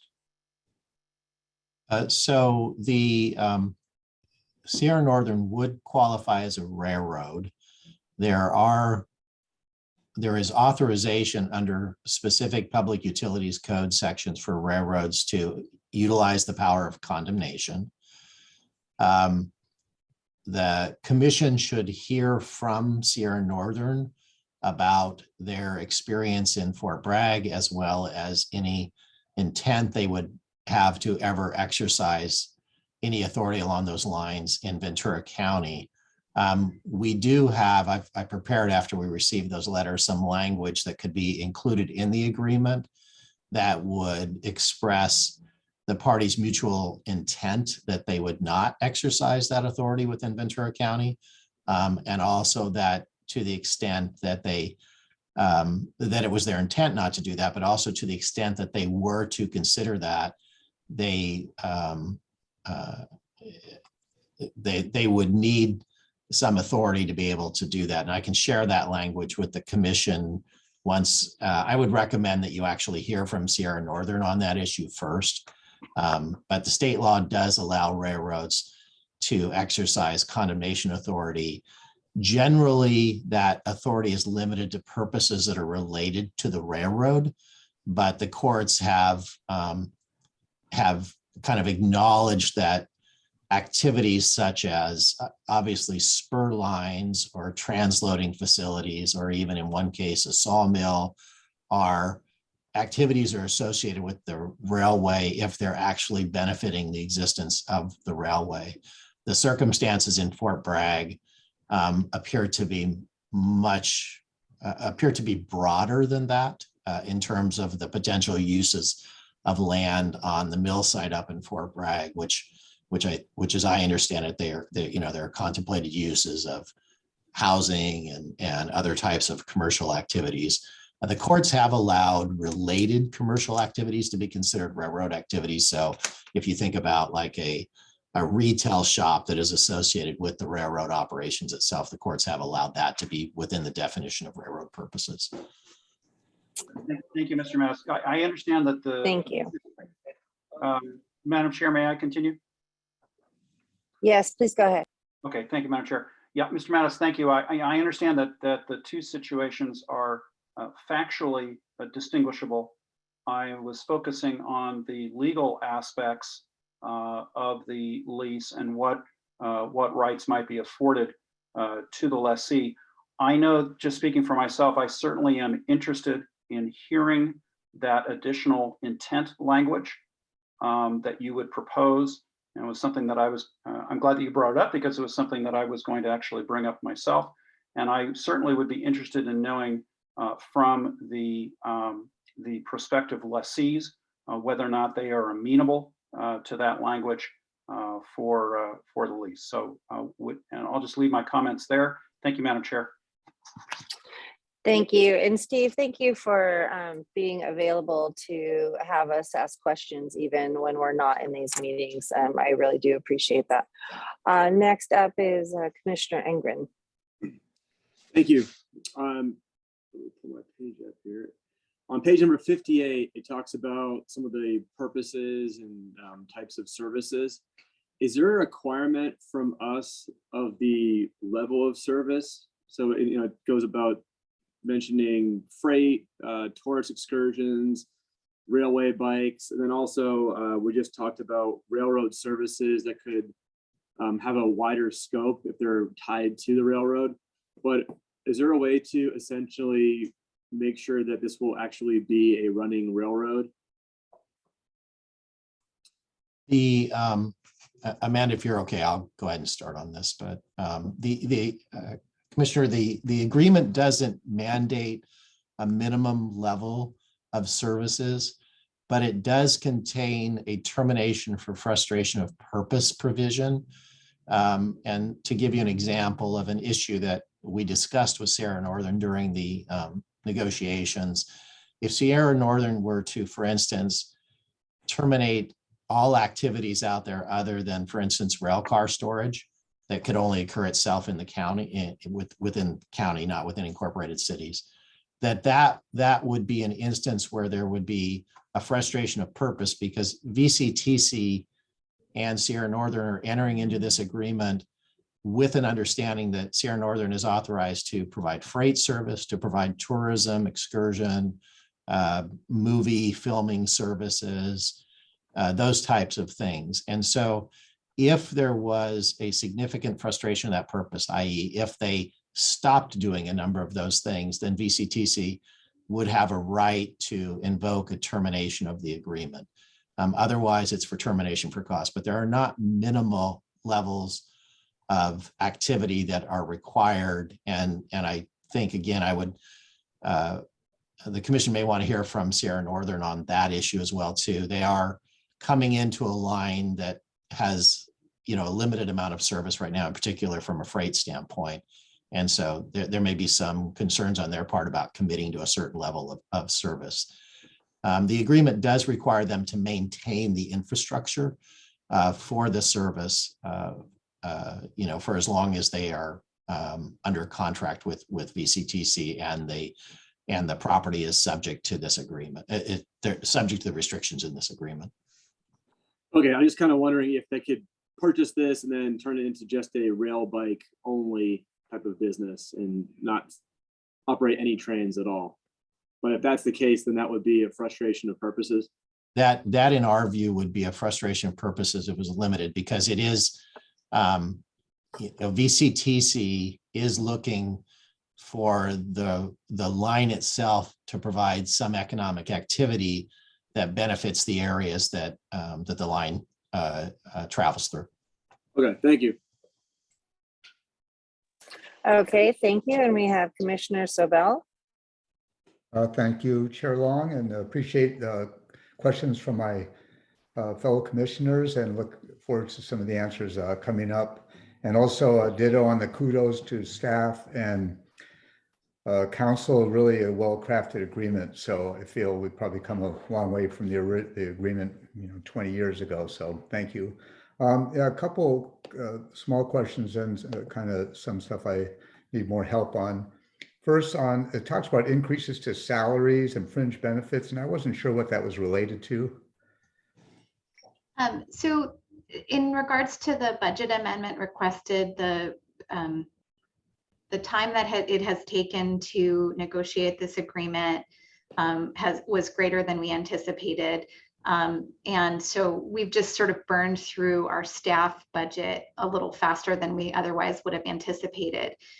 Also, with the departure of Executive Director Kettle, there was some budget implications of that transition. And so it's a little bit of a budget cleanup that we would have to do regardless of whether this agreement is approved today or not. So it's not it's just sort of a cleanup of the existing budget that we approved, or that the commission approved in June. Yes, I could figure that out. Thank you.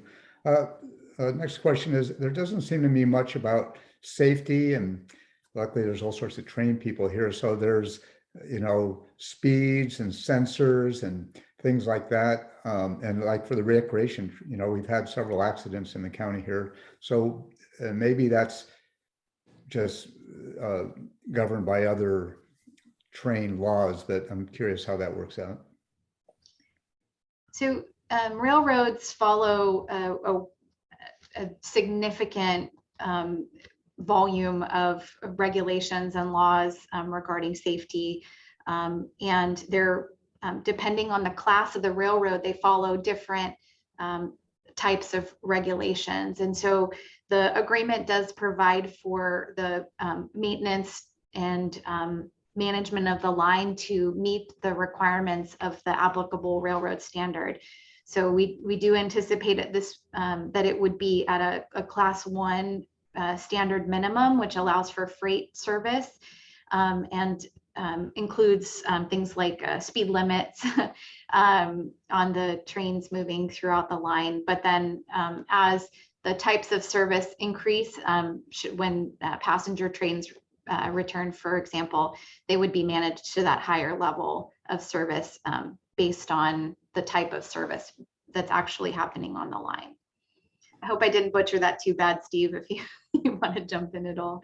That is correct. And then the agreement also does provide indemnification provisions in the event the way that the line is operated or maintained on the part of Sierra Northern is done in a negligent manner or grossly negligent manner.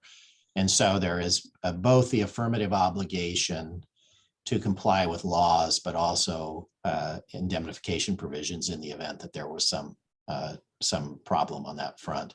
And I would also advise the commission that in addition to what is present in this agreement, Sierra Northern is obligated to comply with all federal and state applicable federal and state laws with regards to the use of the railway itself. And they can speak to that if the commission has further questions about that.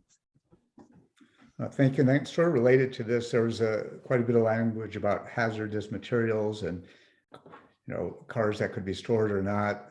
But if my understanding is that hazardous materials can be moved via freight, but that would also be governed by applicable federal and state laws. That is correct. All right, thank you. Okay, so then in terms of if there would be, hopefully increased recreation and entertainment trains, but also with increased freight, who does the scheduling for that kind of thing? Is that done by Sierra or is that some other entity? The Sierra Northern would schedule its train activity for the Santa Paula branch line, but they would be cooperating with other owners of freight railroads that feed into the branch line. So in this case, Union Pacific. And I'll admit I don't know much about the detailed scheduling requirements of trains, but that would be for the Santa Paula branch line, that would be done by Sierra Northern. Okay. And then, we kind of mentioned the benefits of freight over trucks, but I'm a little concerned there. I don't know how many railroad crossings there are, 6 or 7 maybe in the entire thing. And some of those we've had problems in the past where some of the trains are longer than 2 crossing, and if they sit there for a bit, it can be a big traffic issue. We've had that problem at the 10th Street Highway 150 crossing. So is there some kind of limit on if freight was to take off, which I feel is a good thing, but that could be a big problem. So is there some kind of, who would govern that, or is that entirely up to Sierra? There are rules related to how long a train can block a public crossing or even a private crossing. So they would still be subject to those rules. And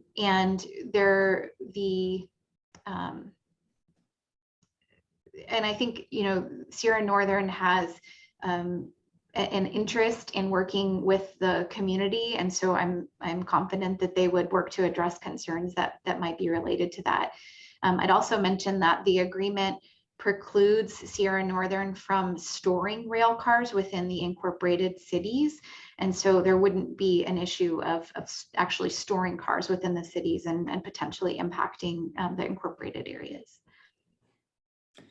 And I would just add, it also prohibits the storage of cars within 150 feet of any crossings as well too. That doesn't mean the operation. So the operations can occasionally block the crossings as railroads do, but the storage of the cars can't be within 150 feet of any crossing, even if it's in the unincorporated area. Great, thank you. And then I feel the language is in there, but we're kind of living with the previous agreement and the deferred maintenance and VCTC having to pay for that. So if things did go sideways in the future, is that language including to make sure that the lessee would be somehow responsible for deferred maintenance and not leave us with a tag? The language is written to cap the potential liability of VCTC at the deferred maintenance payments that would be payable within the first 5 years of the operations. Now, VCTC does agree to turn over the rental revenue with the exception of 5% each year. And so those funds will be used by Sierra Northern to do further maintenance and operations along the line. But there is a cap on the ability.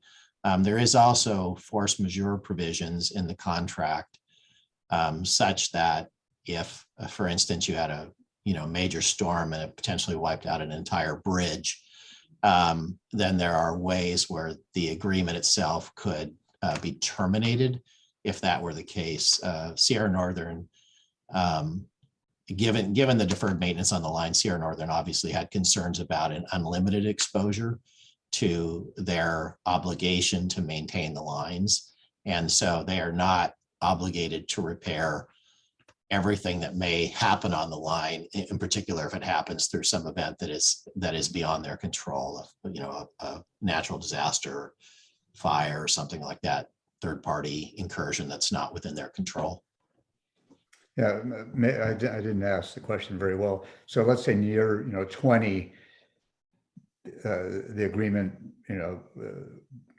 we see, the agreement stops for one reason or another. And we discover there's a bunch of deferred maintenance at that time. So, after the 6-year period, are they liable for that maintenance if the contract is broken? They're not liable for work that has not been done. And so they are going to be identifying, consistent with the requirements in the ordinance for maintenance of the line to operate as it needs to maintain.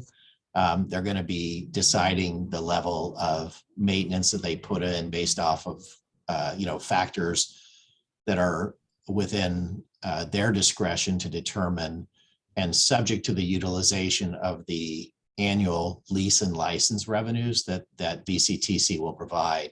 I should note that VCTC will, under the terms of the agreement as it's written now, will receive, before they make a payment of that lease and license revenue, verification that work has actually been done, including the costs associated with that, what that work is done. So VCTC's payments are effectively in arrears under this contract and are payable upon submission by Sierra Northern of adequate documentation that the work is done.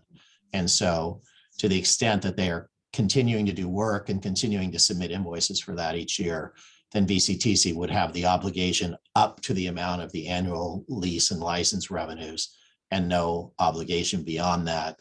But there is also not an established requirement for a certain amount of maintenance every year on the part of Sierra Northern under the agreement.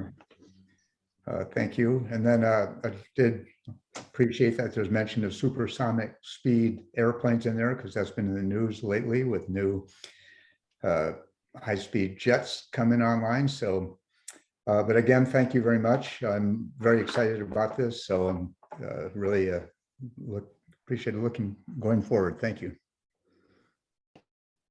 Okay, and we have last two, I believe, is Commissioner De La Pena and then Johnson. Thank you. Thank you so much. I had most of my questions answered, especially after Vice Chair Tremblay asked his questions. I was also going to refer to the email that we received in terms of the eminent domain. The question I have is, was staff already contemplating changing the language in the agreement prior to receiving the email, or was it the email that triggered the change in language in the contract? The language was drafted after the email came in, and with a thought that the commission might want to consider some language to address the circumstances that happened up in Fort Bragg. Thank you so much. That's it. Thank you. And Commissioner Johnson. Thank you, Chair Long, and Ms. Fagan, thank you so much for a great presentation and so much hard work on this. As a member of the Santa Paula Branch Line Advisory Committee, it's been a lot of work to get here. I do find it unfortunate that, 2 days before this, a lot of things seem to come up. And I'd really like to thank Mr. Watkins and Mr. Mattis for all the work they've done the last couple of days. I know I'm not the only member who's been sending quite a few emails. But so my question for you, Mr. Mattis, and actually there are a couple questions here. The agreement lists restrictions on what the land can be used for. If, as a regulated utility, if they were to acquire more land, be that purchasing it or leasing it or eminent domain, would those restrictions that we have in the agreement apply to the new property?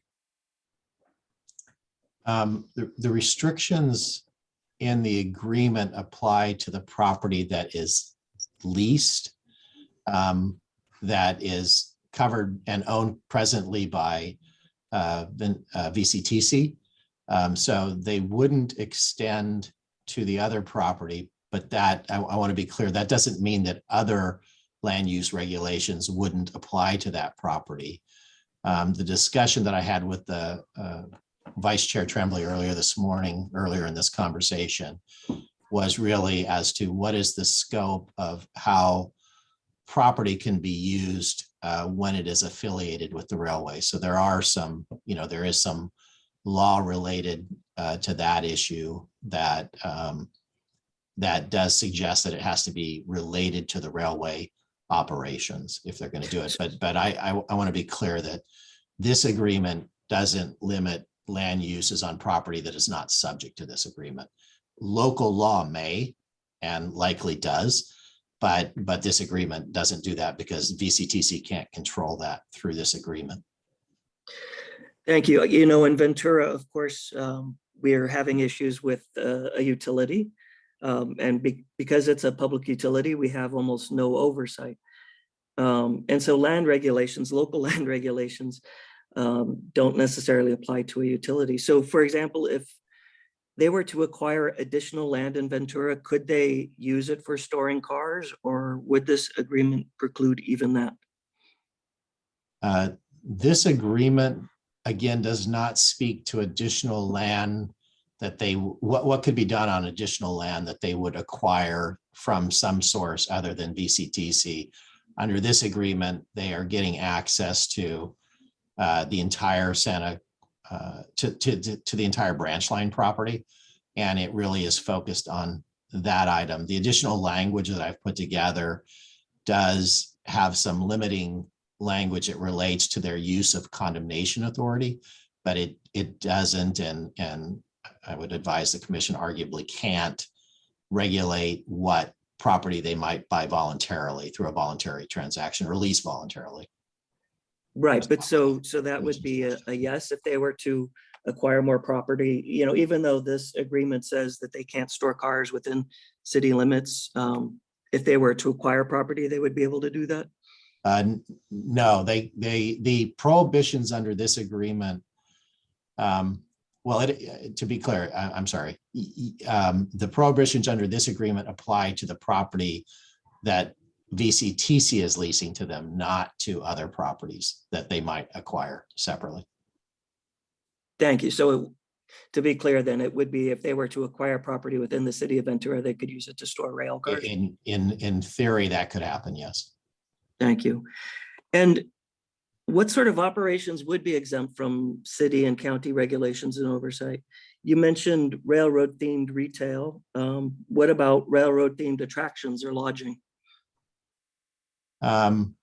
Lodging that is not directly related to the railroad purposes would probably be on the scope of where the cases have gone. They have looked at more along the lines of things like obviously transloading facilities, so loading and unloading of rail cars, spur lines. They have allowed some amount of retail that is railroad related to be considered to be within the definition of railroad purposes. And so those are the kinds of activities that could potentially be considered railroad purposes if that's what they were potentially acquiring land for or utilizing land for. Okay, thank you very much. Thank you, Chair Long. Thank you. And real quick, Amanda, do we have Sierra Pacific on to speak as well today? We do. We have Ken Beard, who's the president and CEO of Sierra Northern Railway, as well as Chris Hart from Sierra Railroad Company. They're the parent company, and Mendocino Railway. They're all available and on the line. Okay, so we should probably give them a chance. Let's have Commissioner Parks, and then I'll make sure we continue on your presentation. Thank you. Thank you. I appreciate the opportunity. And realized that the information that we got on that email came Wednesday, and I feel like we need a little bit more time, quite frankly, because it's pretty dramatic information in terms of how this particular company has worked with the cities up there. That gives me concern. But just some questions I have. One regarding freight.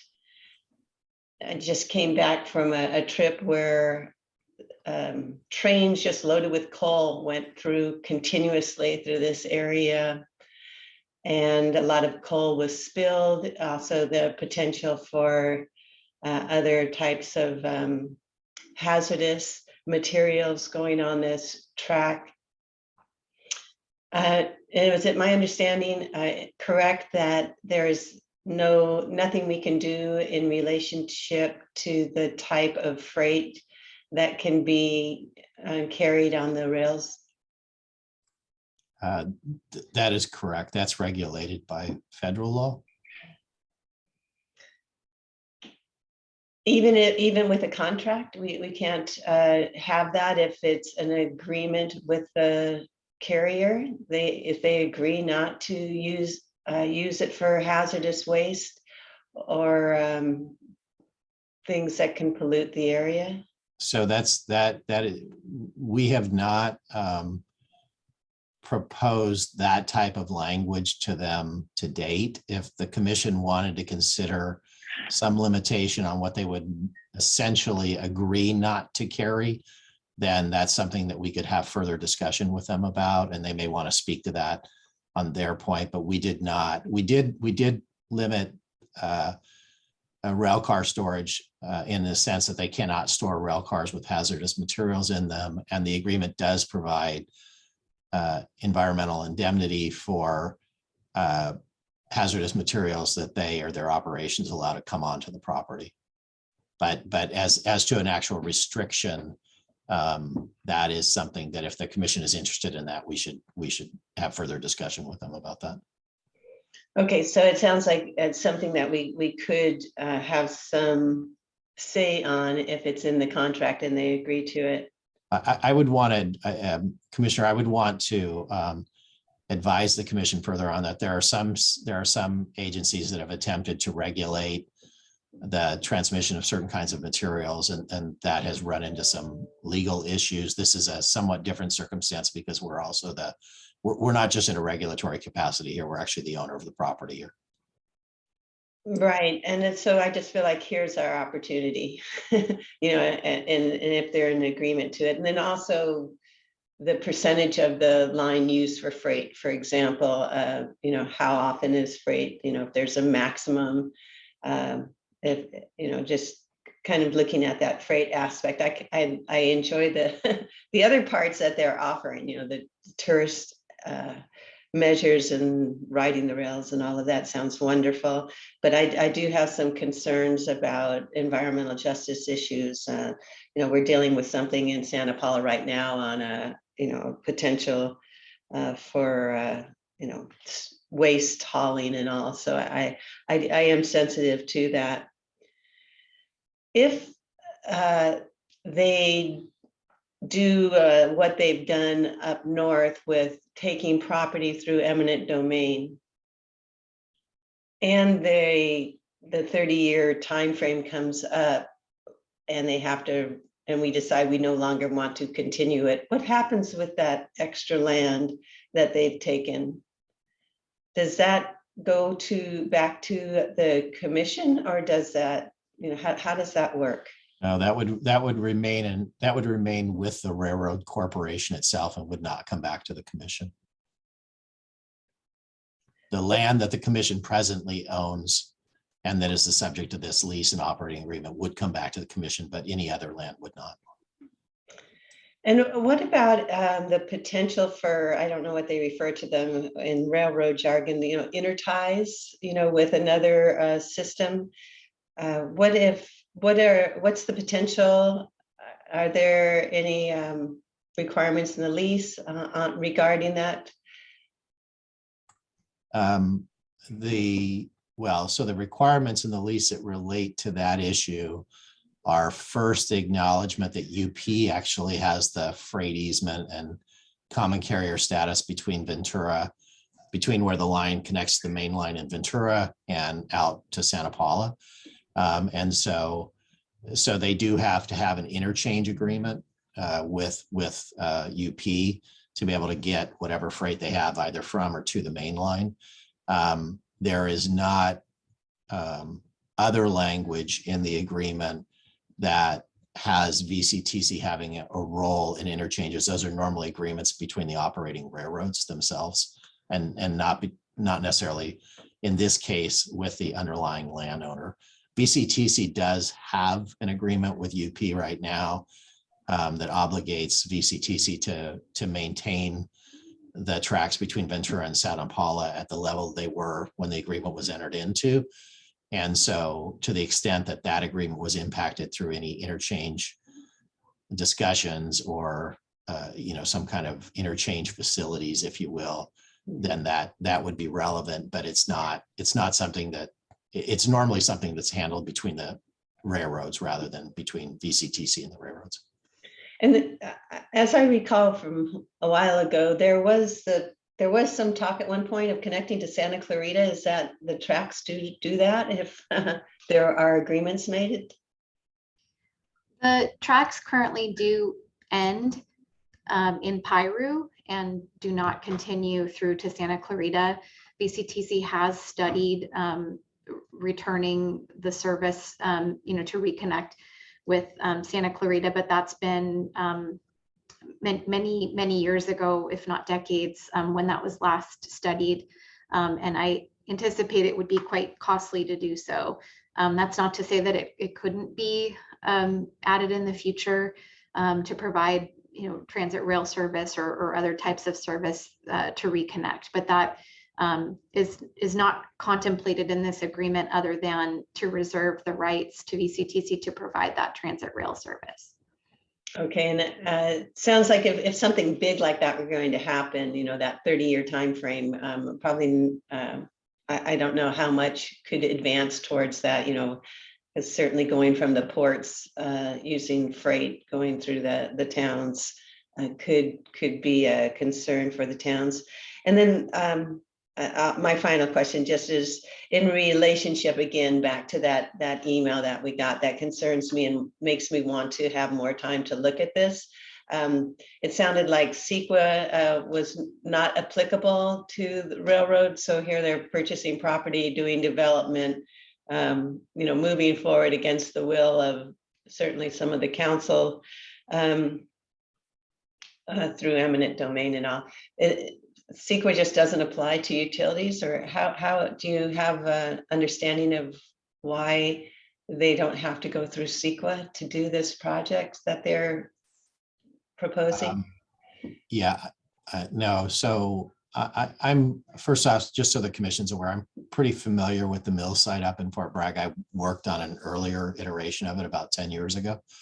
I am not aware that the development of non-rail facilities on that site would be exempt from CEQA or even, for example, coastal commission jurisdiction. And so that site is right on it's within the coastal zone in Fort Bragg. And so while the acquisition and the condemnation itself, they may not have complied with CEQA, I think they should answer that. But the ultimate development, if they're going to put something on there other than railroad facilities, as I understand it, would be subject to CEQA. And there's been considerable CEQA considered up in Fort Bragg over the last 2 decades for that site. Okay, because I thought I read that in some of the material that was sent to us that they didn't have to go through CEQA. All right, thank you. Thank you. And I do know this is a very large item for us all to be wrapping our heads around and making sure we do this correctly. So I appreciate it, and I want to give any other questions. So Commissioner Tremblay, you had another question as well? And then Commissioner Johnson. Madam Chair, thanks. Just a housekeeping item, and that is I can't start my video again, and I suspect that may be the case for other commissioners as well. Just to make sure that I indicate to Mr. Watkins and Ms. Ibarra that I continue to get this window saying unable to start the video, and I can't start it because the host has stopped it. Thank you, Madam Chair. Thank you. And Commissioner Johnson. Thank you, Chair Long. I'd like to follow up on something that Mr. Mattis said. If you said that really contractual restrictions on what sort of freight could be hauled, that they're maybe not legally enforceable. Are you then confident that a contractual restriction on eminent domain would be enforceable? I do believe that they could agree to not exercise that right for the period of the lease agreement. That would be reflected in the language that I would share with the commission. We would first have to determine whether they're agreeable to such language. And I think it would be helpful to commission to hear on that first. But I do think that you can include a provision in where they would both state their intent not to use that and also state that they would agree not to use it during the term of this agreement. But we need to understand whether they're willing to accept that term. But even if they were in 20 years, if they were to change their minds, would that provision of the contract be legally enforceable? Well, so there's two elements to that. The first part is that it would be a breach of the term of the contract, which would be a material breach, which would, if not cured, could allow VCTC to terminate the underlying agreement. And so I think they would have to be very concerned about that. Secondly, I'll just share with the commission, there is case law, some of it out of Ventura County actually, that relates to whether or not an entity can, for a long period of time, essentially negate a right that they would otherwise have. And I believe the language I've drafted would not be negatively impacted by that case law, but that if this is a significant issue, given that this issue has only come up within the last couple of days, again, I would suggest that we advise the commission further on that issue. Thank you so much. I appreciate the opportunity, Chair Long. Yes, definitely. Okay, so I do not see any more raised hands. So Amanda, back to you. Well, I've completed my presentation, but I know that that Ken, Chris, and Robert are here if they would like to make any remarks to the commission. You are all currently co-hosts and should be able to turn on. So here's Ken. Thank you. Good morning. I'd like to give them a minute. Yeah, good morning, and thank you for having us. My name is Ken Beard. I'm the president and CEO of Sierra Northern Railway. As Amanda shared with you, Sierra Northern is the freight operating arm of the Sierra Railroad Company. We operate two freight railroads, one in the Central Valley, Oakdale to Sonora up in the Gold Rush country, as well as we operate at the Port of West Sacramento. We're also a contract operator for both maintenance away and switching for the Army at the ammunition base in Concord. I'm in my 28th year of shortline operation, spending 20 at a shortline in Modesto, and then 8 years now with the Sierra Northern Railway. I've been the president of the California Shortline Railroad Association for the last 15 years, and very intertwined with all state and federal regulators, as well as the larger American Shortline group. So, happy to be here and happy to talk. Before we address your questions, I'd like to let the other two members of our team introduce themselves. Chris or Robert?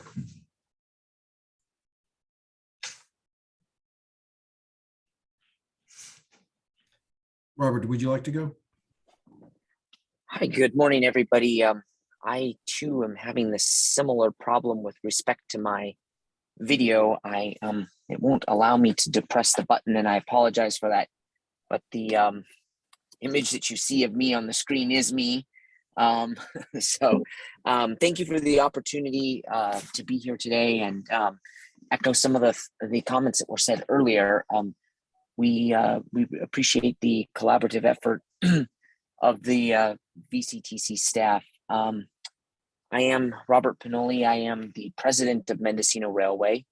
I have been in the railroading business since 1993, and we handle all of the guest-facing, movie-making operations for the Sierra Railroad Company. Chris? Sure. Thank you, Robert. So I'm Chris Hart, and I'm Vice President of Sierra Railroad Company for Business Development. For me, a quick background, a Master's of Public Administration from USC, spent a decade doing economic development, redevelopment, and did a number of projects actually in Ventura County. My brother recruited me to come to the company in '99, so I've now been with the railroad for 22 years.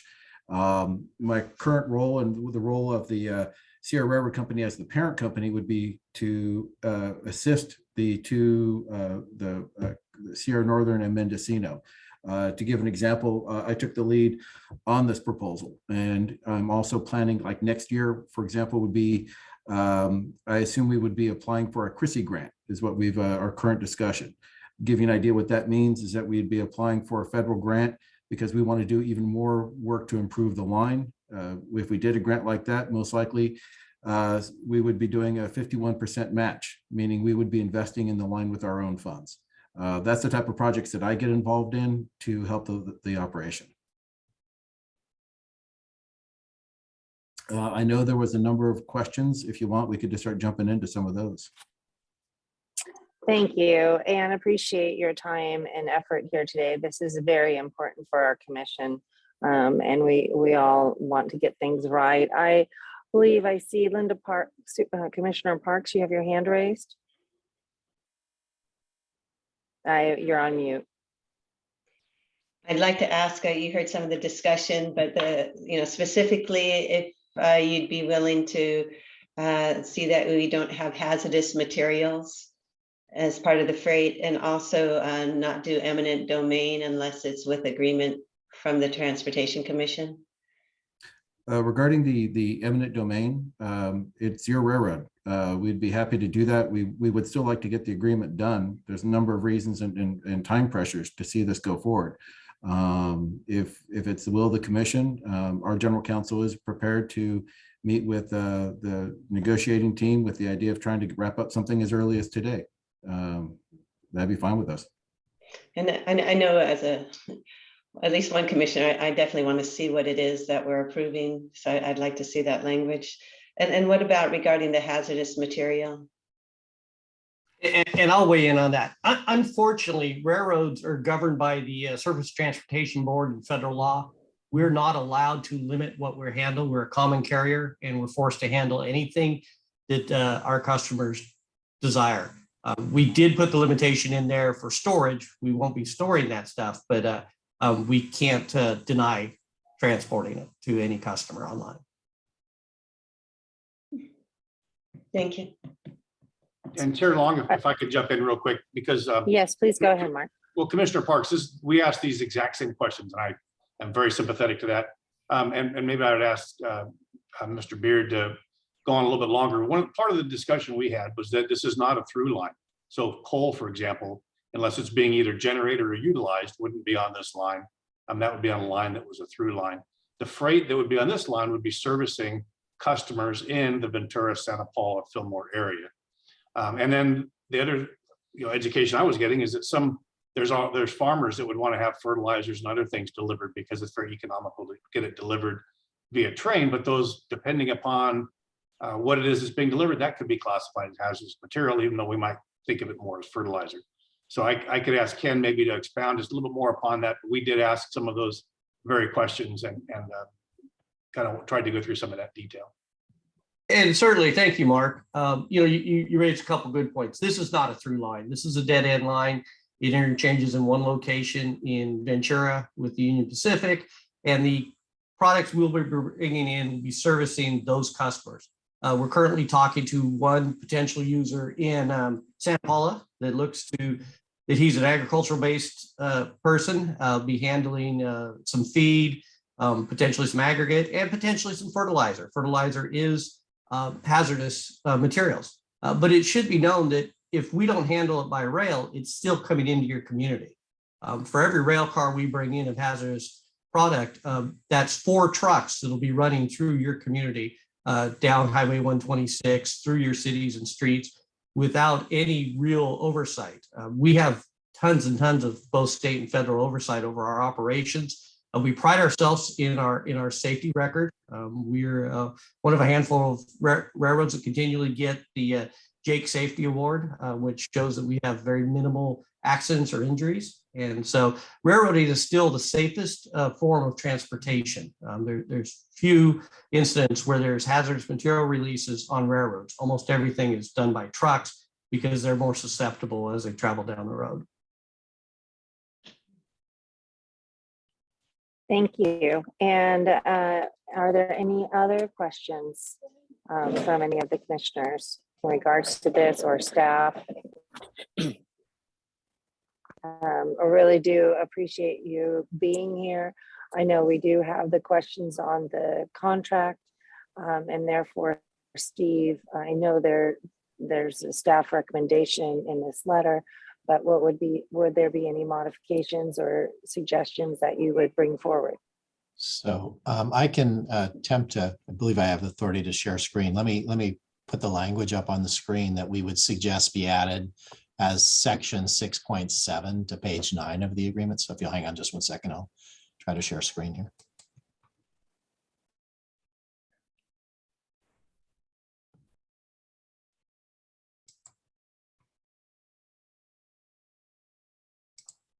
So let me know if you can see it. Yes, but if you can make it a little bit bigger, that'd be great. Thank you.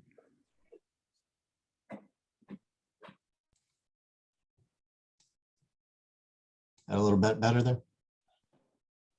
Yes, thank you. So I can walk the commission through this. So the first sentence or the first portion of this is really the 2 parties, and parties is a defined term, includes both Sierra Northern and VCTC. And it says that nothing in this agreement, the parties agree that nothing in this agreement shall authorize or be used by Railway to contend or support any legal action that Railway is authorized to exercise any power of condemnation to acquire property in furtherance of the Railway's permitted uses. So that's all of the uses that are allowed under the agreement, their maintenance or operation. So that is to just have a clear understanding between the 2 parties that they would not intend to use the power of condemnation. And then the second one is a more specific provision, which says that they agree that during the term of the agreement, they would not exercise or use any other potential California or federal law authority, including there are 3 specific California Public Utilities Code sections that authorize railroads or operations similar to railroads, common carriers, to have the power of condemnation. And they would not use it within Ventura County in a way that's related or associated with the permitted uses, maintenance, or operations authorized in. So they would be agreeing during the term of this agreement contractually not to utilize that authority. And so I'm happy to answer questions about the language, recognize the commission is just seeing this for the first time. And to be clear so that no one is under any misunderstanding, Sierra Northern is seeing it for the first time too. They've not seen this language before. And I'm not sure if, I don't see Torgny's name on the list, but I'm not sure if Torgny's on today, their council. Yeah, Steve, through the magic of or high technology, I've taken a photo of your language and I've sent it off to our general counsel, and he's taking a look at it now, I believe. Great, thank you. Commissioners, as we're using technology to the best we can, Commissioner De La Pena, you have a question, comment? Yes, thank you, Madam Chair. My question is, Mr. Mattis, you said that this section would indicate intent. Does the word shall mean intent? I'm not quite sure. I'm not the lawyer. Maybe Vice Chair Trent. Yeah, the first one is really, the first sentence is to make it clear that both parties agree that nothing in the agreement shall authorize the railway to contend or support any legal action. And so this is really just being very clear that as a contractual concept, the parties agree that they do not intend to use condemnation authority in Ventura County. The second sentence is a more direct limitation on that, so that if they do in fact do that, even though they intended not to, that would be violating a term of this contract. So then there would be a contractual breach by them for which VCTC would have a remedy. And this is arguably a material term, and that remedy could include terminating the agreement. Okay. Any other legal liability or so language that needs to be added, or is the overall legal language sufficient? There's no other language that I would recommend be added to this now. Commissioner Johnson did ask what I think is an important question too, is the ability to enforce this language beyond just the contractual context. And if the commission wanted us to analyze that further, we could do that. I would likely recommend that the commission continue the item so that we have the time to do that. There is case law very specifically on point from Ventura County, actually, that talks about the ability of entities to contract away certain rights otherwise provided to them. Ah, very good. Thank you. Madam Chair? Yes, Commissioner Trump. Yeah, thank you. And just as a housekeeping item, I'm not even able to raise my hand on the toolbar chart, so I apologize.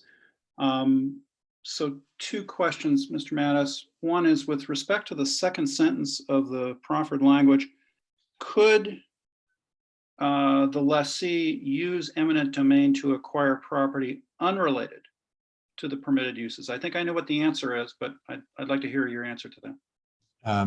They could, as long as they're using it for railroad purposes. That's the authority under Public Utilities Code section 611, 620, and 621, which all again relate to railroads or common carriers.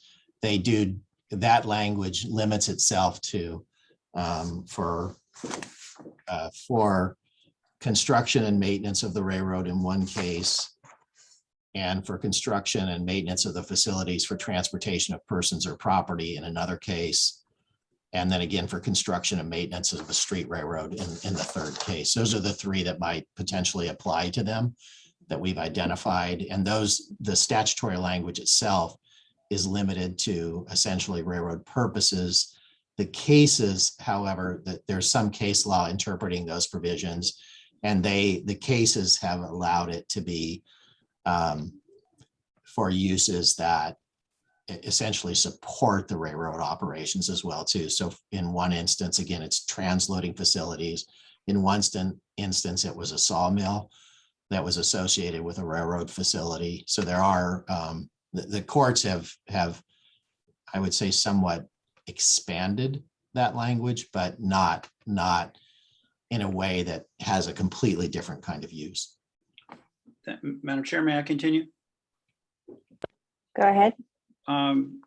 Thank you, Mr. Mattis. I was going to ask you then whether the language was consistent with current case law, but I also just understood putting that aside for a second, I understood your answer to be that case law, particularly with respect to permitted uses, and this is my take on what you said, has been expansive. And so I am struggling with how to discern what exactly this language would afford the lessee to do in terms of being able to proceed with eminent domain on the grounds that it could such a purpose or that land use could quote unquote support a railroad operation. So I think I certainly feel more comfortable having some more information on that case law and how it has kind of expanded this notion of permitted uses. I apologize, that's more of an editorial comment, But let me go back to the first one. Is the language that is currently constructed, these two sentences, in your view, consistent with current case law? Yes, it is. I would say clearly from a contract standpoint. There is, again, as I've referenced, there's some case law that talks about essentially delegated authority. It comes up mostly in the context of the police power. But there is some legislation in that, or some case law in that, which questions the ability of legislative bodies to contract away for an extended period of time authority that they otherwise have legislatively, and at least in the context of most of the cases in the context of the police power. So kind of city or county or agency regulatory authority. So as I understand it, though, your comments are limited, as they should be, to the contractual context. I think I'm more comfortable that from a contractual standpoint, that if they were to do something that were here that was against it, it would be in breach of the terms of the contract. The issue of whether or not one can contract that authority away for an extended period of time is a bit more of an open issue. And thank you. And I guess just to comment, I'm mindful of the fact that there may be some time sensitivity relative to this, but frankly, I know that I would feel more comfortable providing some time to flesh out this issue a little bit more, and for me to have a greater understanding of the conversation and the advice that I just had with Mr. Mattis and Mr. Mattis's comments in this respect. Thanks, Madam Chair. Thank you. I understand, and time is of the essence, but at the same time, we need to make sure that our T's are crossed and our I's are dotted. So, Madam Chair, would you like me to stop sharing a screen right now? I apologize for interrupting there. No, that's fine. Commissioner Parks, you have a question as well. I would keep the language up so that people can continue to read it if they want. Thank you. Again, I agree with Commissioner Tremblay regarding needing a little more time. I know that I asked the question earlier about whether CEQA applies, and I think I got an answer yes. But as I look back at the article that was sent to us, that it stated specifically that it was not subject to environmental review. This is regarding the mill site. New public coastal trail at the very edge of the mill site will not be subject to environmental review, even though most coastal development undergoes an extra layer of oversight at the California Coastal Commission. The mayor there is saying that's a problem. The railway also rejected several city efforts to enforce permit requirements on structure improvements.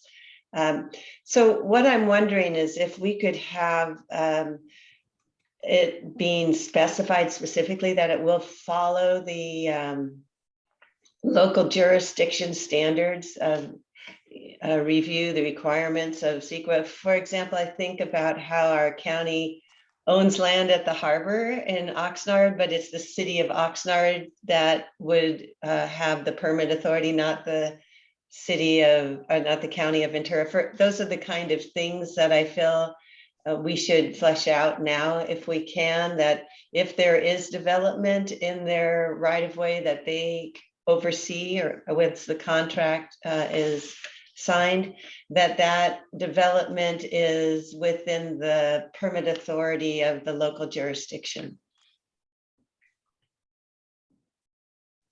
And I bring this up because I'm reading, something that, we just got 2 days ago. So I just need to have more, I guess, confidence that what is happening in another place with this same entity is avoided here, just in case that is a potential. And Steve, would you like to reply to that, please? So I understand the request for the additional information, and if the commission did wish to continue this, we could provide that. I would just offer that I think that I'm not sure that the article is referring to all potential development. I think if you narrow it to them building railway structures, if you will, then that's a different issue because there are some preemptions that come into play when you're a railway. And so, if the commission wanted to understand the full scope of that, that would take us a bit more time to put that together for the commission to consider that.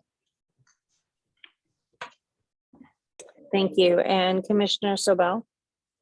Thank you, Chair Long. I just want to make sure if the applicants were able to speak to whatever they wanted to. I feel we might have cut them off.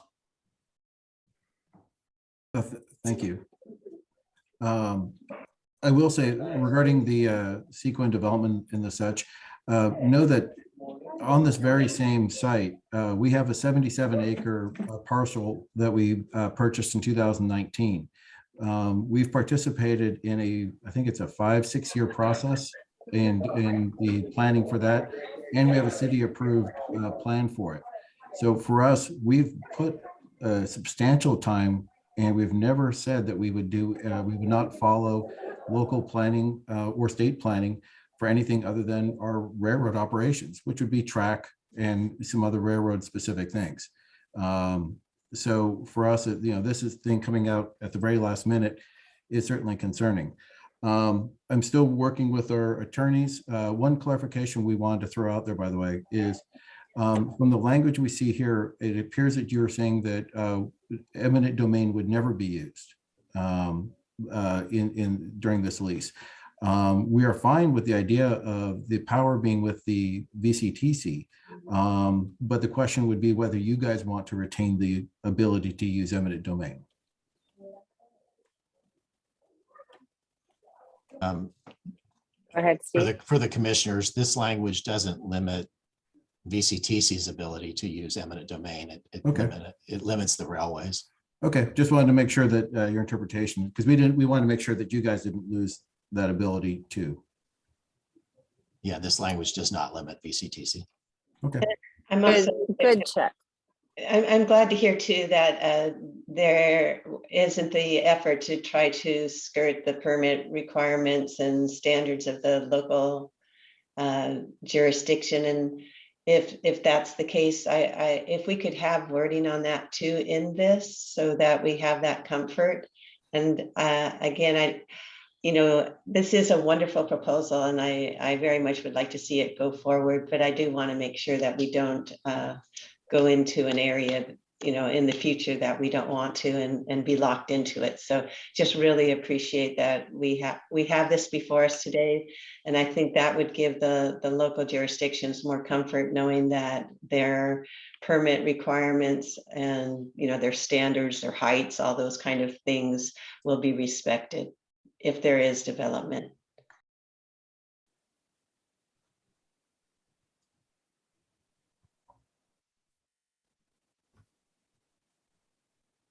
Steve, I think you mentioned earlier in regard to this contract that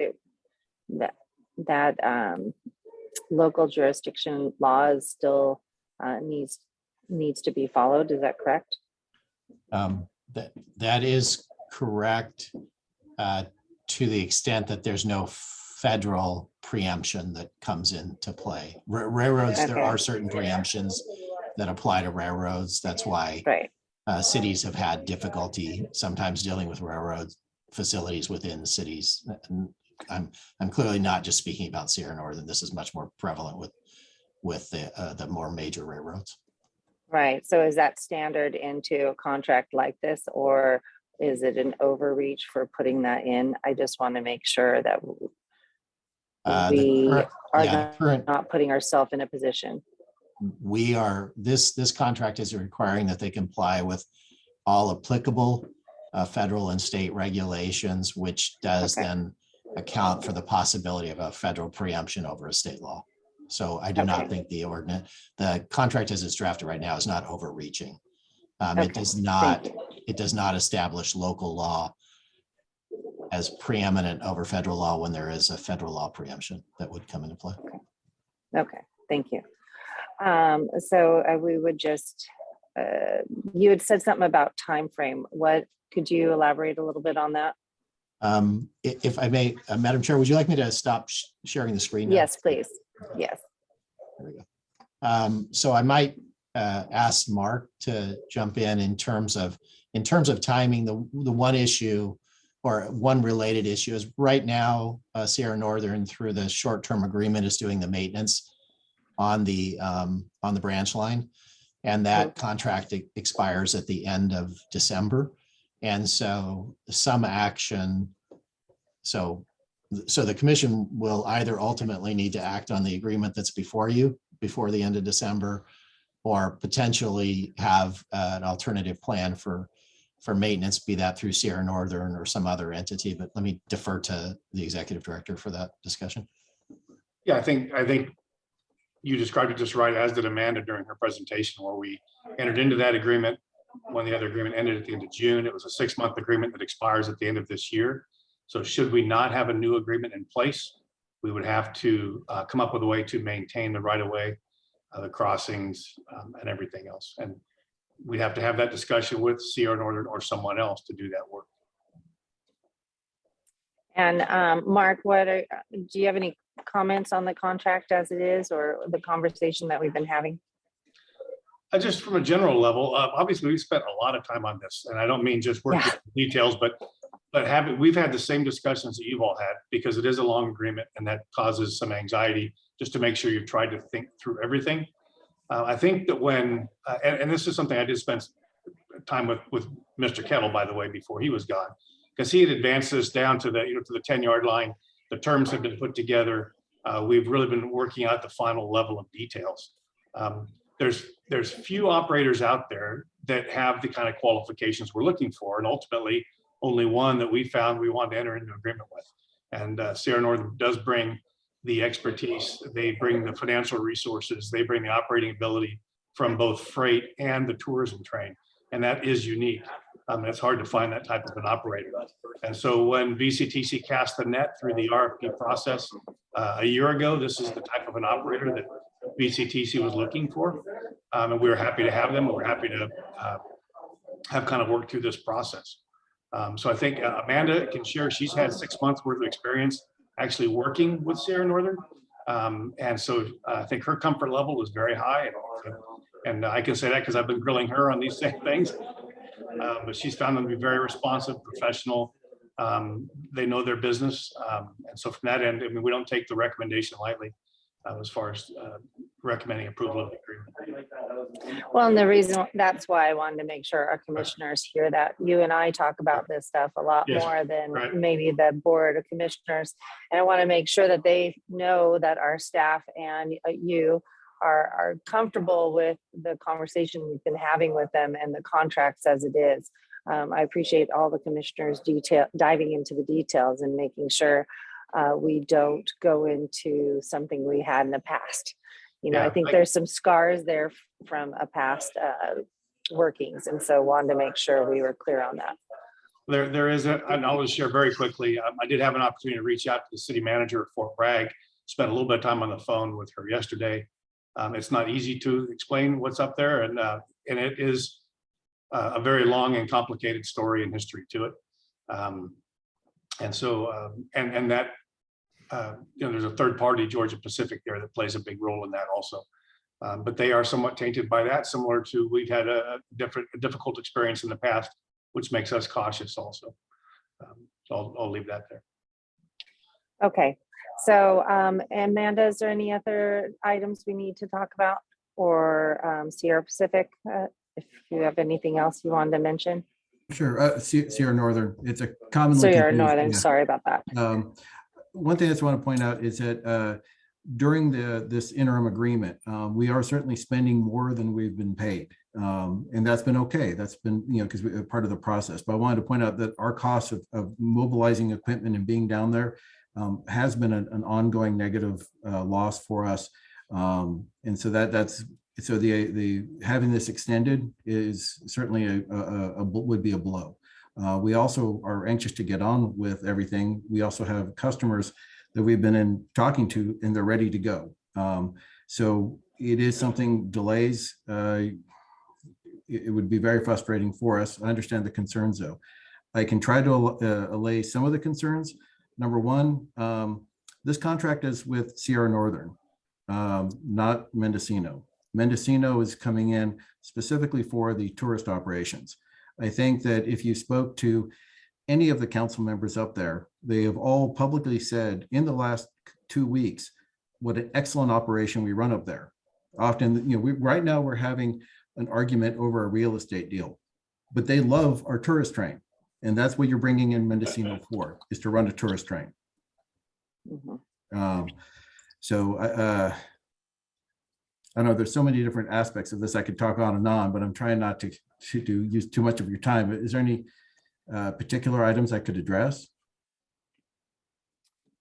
Commissioners, do you have anything else? Any other questions? And I apologize for, it's Sierra Northern, so I apologize very much. Not a problem. It happens all the time. All right, I don't believe see any Commissioner, hands. I believe Commissioner Sobel has his hand Thank up. you. Please go ahead, Andy.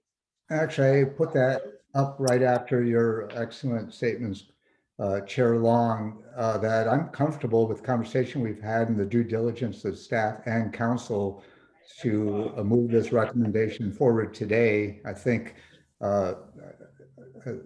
final language fills in some of the holes and the concerns we have. So I'm putting a motion forward to go ahead and recommend. I know there's 4 bullets in there, and I don't know if we have to do them separately, but. No, so it would be the motion to approve staff recommendation with the amendment that Steve Mathis put up on the screen, I believe. Correct. Am I correct, Steve? That is correct. I would suggest that if that motion gets a second, that we should have Sierra Northern indicate whether they agree to the language on the record, because they have not. They're seeing this language for the first time as well today. Okay. Well, I would definitely second that for you. Andy, is there anything else? I have Commissioner Johnson that wanted to make a statement too. I'm good, thank you. Okay, Commissioner Johnson. Thank you, Chair, and thank you everybody for such a great discussion. I really want to support this. It's a long time coming. But I still have questions. And I represent the city of Ventura, and the Montalvo area is going to be an important part of this line. After all these months, there's simply been too many questions, and we've seen this tonight with lots of legal questions about the implications of some of the terms of this contract. I will say that I did watch the Fort Bragg City Council meeting, and it was very uncomfortable. And I don't want to rehash some of the things that were said there. But as an elected official, I don't want to be surprised in 10 or 15 or 20 years. And so I'm asking my commissioners instead that we put this off for another month, get answers to some of these questions, get some more clarity. As the representative from a city that is going to be greatly impacted, I simply don't have the information that I need to support this proposal. And that saddens me. I've been very excited about this until, of course, this last week. But again, I want to thank especially Mr. Mattis and Mr. Watkins for all the time they've spent answering my emails as I scramble to try to resolve all these issues. Thank you, Chair. Thank you, Mr. Johnson. And we have a motion and a second. Commissioner Chavez. Madam Chair, I just want to make a discussion on the motion.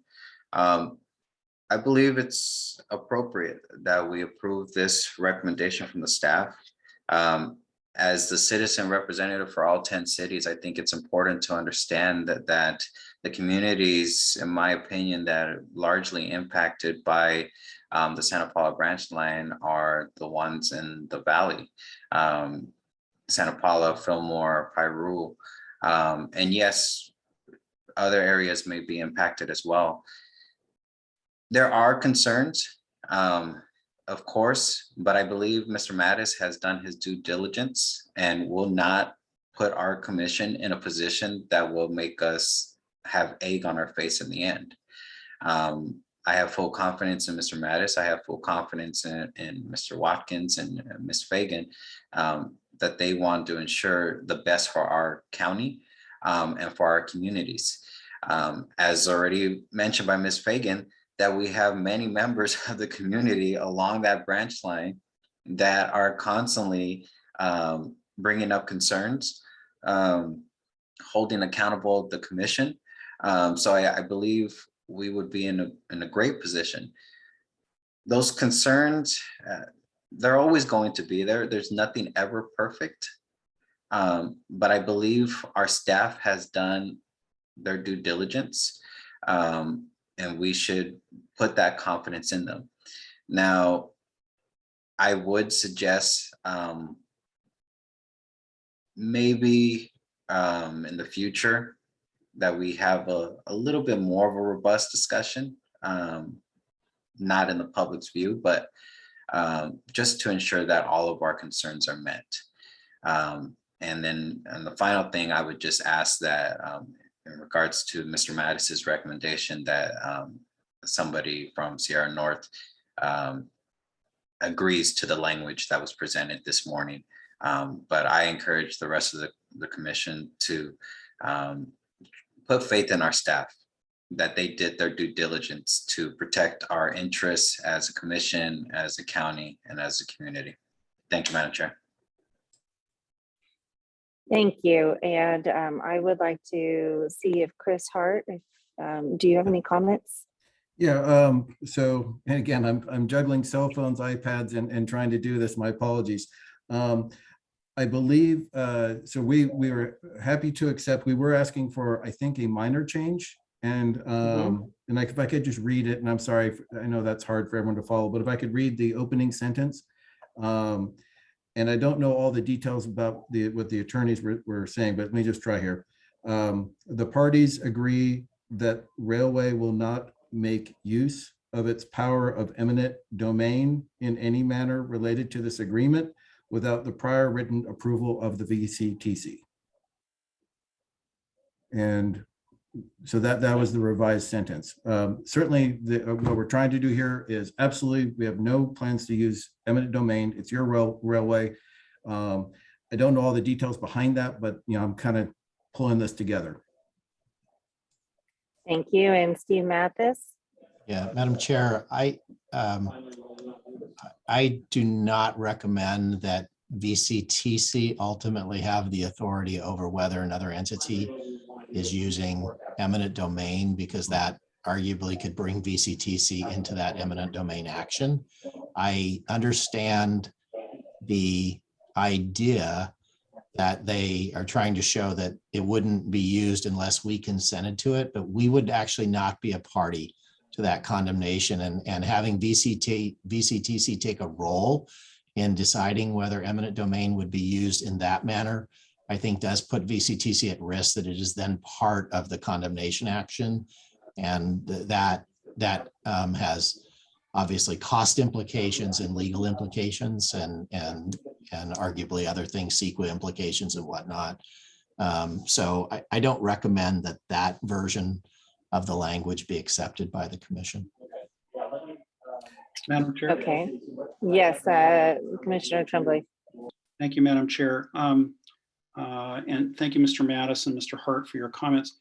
I'm probably damaged goods, but having practiced public entity law for 38, almost 4 decades, one thing that this has taught me, this agreement has been, and the negotiations on this agreement have been going for several months. And conversely, this is an agreement that goes a minimum term of 35 years. As things stand right now in terms of language, we don't have a meeting of minds on the language. And my experience teaches me that we really need to have that in place before we move forward. And I know, speaking for myself personally, I would feel far more comfortable if I had a better understanding on some of the, first of all, as to the agreed upon language, mutually agreed upon language between the parties. And secondly, having some of the discussion some of the answers to the questions that I raised earlier. So with the greatest respect for Mr. Sabel, for Commissioner Sabel, and I know how this is a very important deal, but it seems to me that we should put this over for an additional month and come back in January. If the motion goes forward as it's presently constituted, I'm going to vote no, but I want you to know why. Alternatively, it seems to me that and let me pose this to Mr. Watkins and Mr. Mattis. If the lessee or the prospective lessee in this case were amenable, could we take an action in this agenda, Mr. Mattis? Could we take an action to extend the existing maintenance and operation agreement for 1 month? And then in January, presuming that there is a meeting of the minds on this contract language, we could apply the provisions retroactively back to January 1. I guess I'm searching, Madam Chair, for an alternative way to proceed. I guess the second option is we would try to do some sort of additional meeting this month in order to cover the operations side of this. And so I think the answers to my questions really need to come from Mr. Mattis. They need to come from the prospective lessee. So thank you. Well, I would like to address, with all due respect and admiration for your knowledge of law and so forth, I do know that these two have been working on this contract and agreeing on what has been presented to the board today, except for the small change in which was on the screen in regards to eminent domain, and hearing what our commissioners have wanted based on the email 2 days ago. So I do want to state that this has been going back and forth very much. If Mark hadn't stated it, or Steve, I wanted to make sure that you knew that as well, that the agreements of it. But I'll let Steve answer the rest of it as to timing and so forth. So I would recommend maybe a slightly alternative approach. If the majority of the commission wanted to continue the item, and I want to be clear, that's not clear from all of your comments right now. But if you did, the commission is meeting again once more this month for the purposes of the executive director interviews. And that extension of the maintenance agreement could go on that agenda. I would recommend that as the most appropriate way to do that. The other alternative way would be to entertain a motion to add an item to the agenda today. But I don't actually recommend that, because we do already have another meeting of the commission scheduled for later this month. And so I think it's better to put it on that special meeting agenda. Well, and thank you, and I appreciate that. So let's do this. We have a motion and a second currently on the table. Let's have a roll call on that vote, and then if it passes, it passes. If it doesn't, then we have our next step and what we can do. Madam Chair, if I may just clarify, I apologize for jumping. Yes, thank you. That motion, as I understood it, was to approve the agreement with the amended language that we displayed on the screen today. That's what I thought the motion was. Maybe the motion yes can confirm that. Andy? Yes, that is correct. And that was my second as well. Was there any other question? I do not have. Sure, if I could talk for just a second. Yes, go ahead. I'm a bit uncomfortable deciding on this issue today with all the back and forth. I'm not a real good fly on the moment decision maker. I like to read through things. I was going to ask if we might be able to move this back 2 weeks to a time certain date, allow staff to work with the railroad and see if we can finalize the language. I would be more comfortable with that. In theory, I think this is a great option. I think we should move forward with it, but there's just enough question in my mind that I wouldn't be comfortable making that decision today, but I would like to wrap it up before the end of the month. And I would make myself available for a future meeting if we can do that. Thank you. And I did not see earlier your the hands was on the wrong screen. So Commissioner De La Pena, you have your hand up too. Yes, thank you. It seems to me that the other party is not in agreement with the language that was proposed by our legal counsel, Mr. Mattis. And I'm just wondering how it would be possible to approve a language that the other party has not agreed to. So it would make more sense to me to meet at a later time so that both the VCTC and the railway can reach an agreement as to the language. And I must say that the language proposed by Mr. Hart made me feel very uncomfortable, did not give me a lot of confidence to, if that were to be the language selected, I would certainly vote against a contract. But I am looking forward to getting this whole project started, and I hope that both sides can reach an agreement eventually. Thank you. Thank you. And Steve Mathis, you're stating that we have a meeting on the 14th. Is that what you just said? Mark, can you Oh, wait? no. It's on the 16th. Yeah. On the 16th. There it is. I didn't see it. That's why I was asking. So we have a tentative special meeting on December 16th at 9 o'clock. Okay. We could also ask Sierra Northern whether they will agree to the language that Mr. Mattis proposed. Yes. And Sierra Northern, Chris? I locked our attorney in the closet and we can agree to the language as is, as proposed by Steve. Thank you. And Super Commissioner Parks? Yeah, thank you. And also, I would definitely like to wait and get our answers, and then also respect the fact that we're going to have a new CEO coming in a few weeks. So, you know, I'd be willing to wait until January so that they can have some look at it also. And then also realizing that one of the affected jurisdictions is concerned and would like to be able to have it better vetted. And I don't want this to be a decision on whether our staff is, you know, how good our staff is. They're wonderful, but we got this information 2 days ago and it has brought a lot of questions to the commission, and I think rightfully so. So I do support moving this to a new date, time certain, and then also realizing that we want to make sure that all our I's are dotted and our T's are crossed. But I don't want to jam another jurisdiction that will be affected and is saying, please give us some time. So I think out of respect for the city of Ventura, I definitely would like to make sure that we are listening to them. Madam Chair. Thank you. Madam Chair. There's another hand, Commissioner Chavez. Madam Chair, we can go about this all day, so I'm going to call for the vote on this motion. Thank you. All right, I've called the Madam Chair. motion, and yes, Commissioner Trump. That's a privilege before calling on the motion, and maybe we'll inquire, Mr. Mattis, is it appropriate to offer a substitute motion under our rules of procedure? Yeah. Normally you can, but the question was called already after extensive debate, and so that actually would be the action if the motion maker and the second are open to entertaining a consideration of a substitute motion or amended motion. They should so indicate before you call a vote.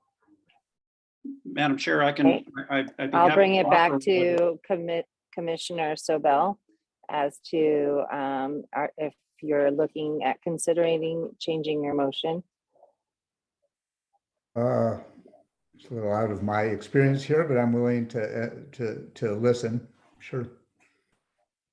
Okay, so what I'm hearing is that the motion would be to continue this to the next meeting so that we can get the answers. That's what I was hearing. So that would be on December 16th. Commissioner Tremblay, yes. Sorry, Chair Long, that wasn't my understanding. No, okay, good clarification. What, Tony?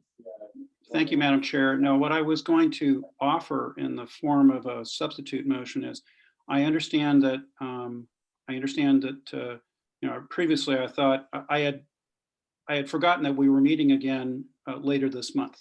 And so my initial thought on how to approach this is to take up the question again next month. It could well be, though, we've got 2 weeks between now and December 16th.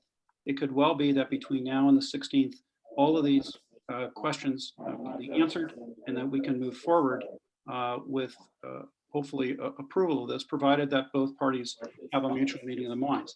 So my substitute motion was going to be to defer further consideration of this item until our special meeting of December 16th, wherein all of this current motion item would be back on the agenda on the special meeting on December 16th. And I'll just simply observe too editorially, and with respect, Madam Chair, I understand. And I understand the parties have been going for a long time here. We just want to make sure we get this right. This is at a minimum a 35-year deal, and we want to make sure that we get it right. So that would be my form of substitute motion, Madam Chair.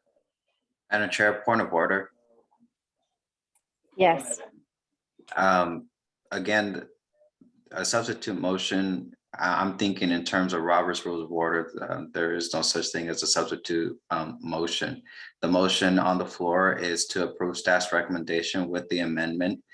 The question has been called, and procedurally we should be taking it. Now, if Commissioner Tremblay wanted to do a secondary motion, by all means, he can make an amendment to the initial one, but to add another motion, it's out of line. Again, the question has already been called, and I believe it's appropriate to move to a roll call vote. Thank you very much. Steve, you had made this comment. There is a concept of a substitute motion. A substitute motion does actually replace the first motion as opposed to amending it. But a substitute motion does require a second, and it requires an affirmative vote of the board for it to place the second motion on the table. So Vice Chair Tremblay has made a substitute motion. And let me just address one other thing to Commissioner Chavez's comments. I did identify that your motion, that the question had been called already, but Commissioner Sobel, and as I understood it, the chair, who was the second of that motion, allowed for there to be further discussion. And so in my view, the item before the commission right now is there, Commissioner Tremblay's made a substitute motion. I've not heard a second yet. So if you got a second, then you would vote as to whether or not you're going to have a substitute motion, and then you would vote on the motion itself. So the first vote would simply be whether the substitute motion gets put before the board. And I would second Commissioner Tremblay's motion, substitute motion. So thank you very much. Appreciate that. So we will first do the first motion, which is to approve the contract as modified today. That is the first motion. And then if that does not pass, then the substitute motion goes. Is that correct, Steve? Yeah, Madam Chair, I'm sorry if I was not clear about that. The first vote you would take now is whether or not the vice chair's substitute motion is actually brought before the commission. If that gets approved, it replaces the first motion and you vote on the substitute motion. If it fails, you go back to the first motion that was previously by Commissioner Sobel. Okay.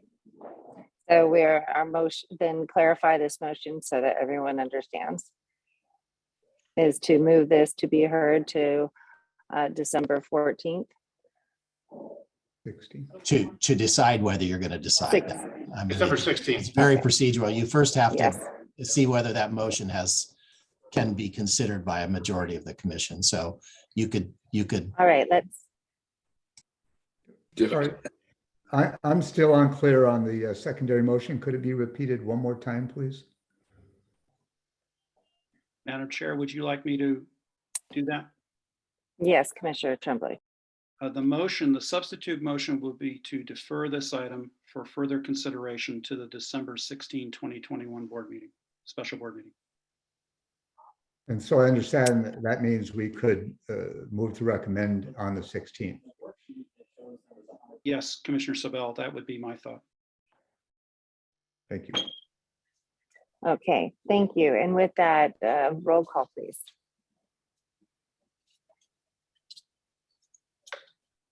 Commissioner Bill de la Peña. Yes. Commissioner Chavez. No.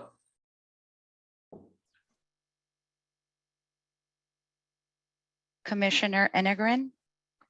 No. Commissioner Johnson, Yes. Commissioner McDonald, Yes. Commissioner Parks, Yes. Commissioner Rollins, Yes. Commissioner Sobel, No. Commissioner White, Yes.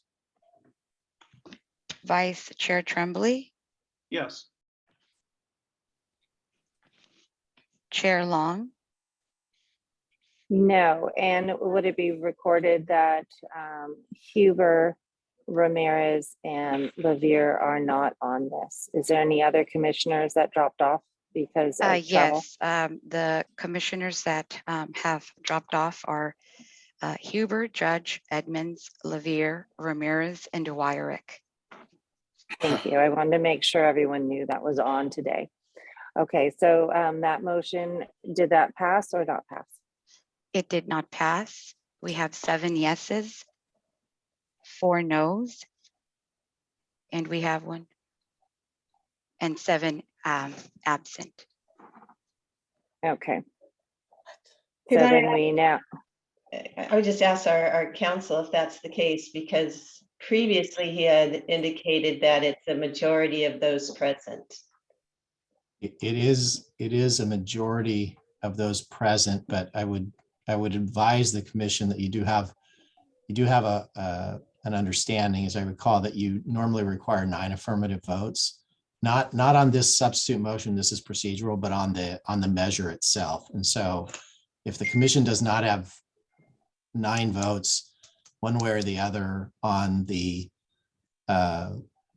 either this formal substitute motion or the first motion that Commissioner Sobel made, I would recommend that you continue the item until you have enough commissioners so that you can get to a majority. This is a very long-term agreement. So, Madam Chair. okay.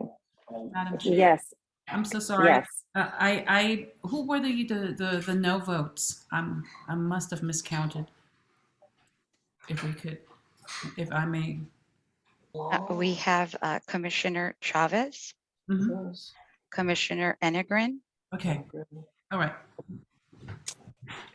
Thank you. Okay. Okay.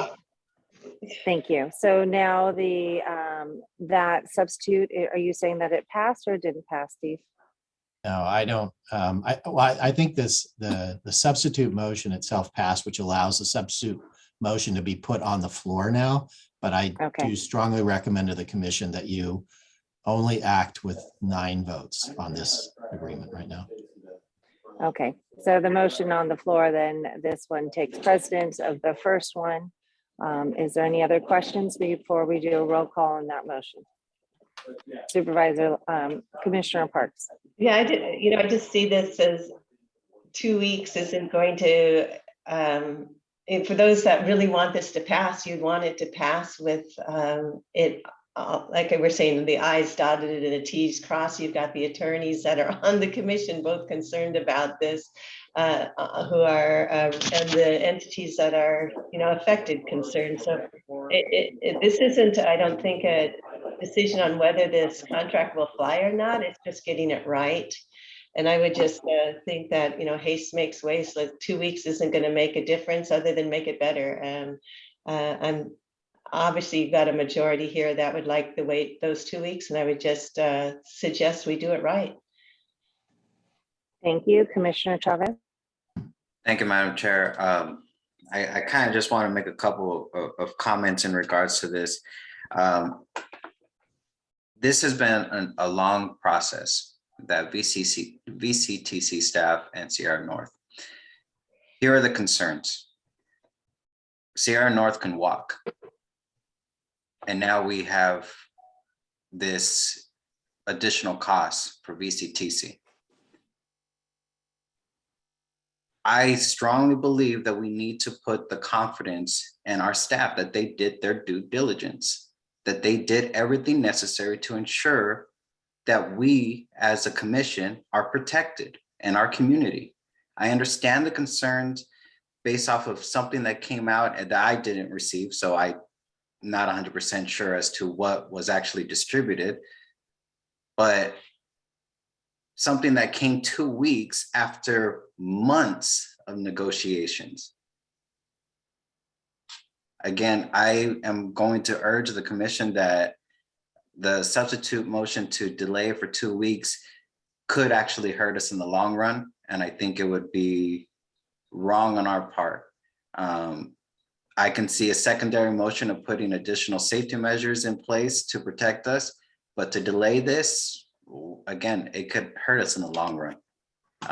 Thank you, Madam Chair. Thank you. And any further comments before the vote on the alternate measure, which is to review this contract on December 16th at 9 a.m. You have Sobel and Bill Pena. Okay, thank you. Go ahead. Sobel? Thank you, Chair, and thank you, Commissioner Chavez, for excellent comments. I agree wholeheartedly. And also, I think the circumstances here in terms of what happened in Northern California, again, as was provided by staff and council, are substantially different because we remain the owner. And I think that changes the equation substantially. And just to echo the comments, I think staff and council has done a superb job on this, and I have full confidence. So I think we have all the best agreement we're going to get, and I appreciate moving forward. Thank you. Thank you. I agree wholeheartedly with you. Commissioner De La Pena?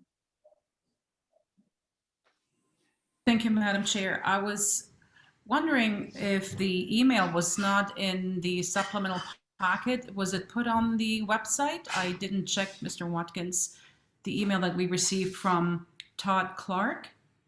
No, it wasn't. Actually, we didn't receive it either. I think well, I don't know who all it went to.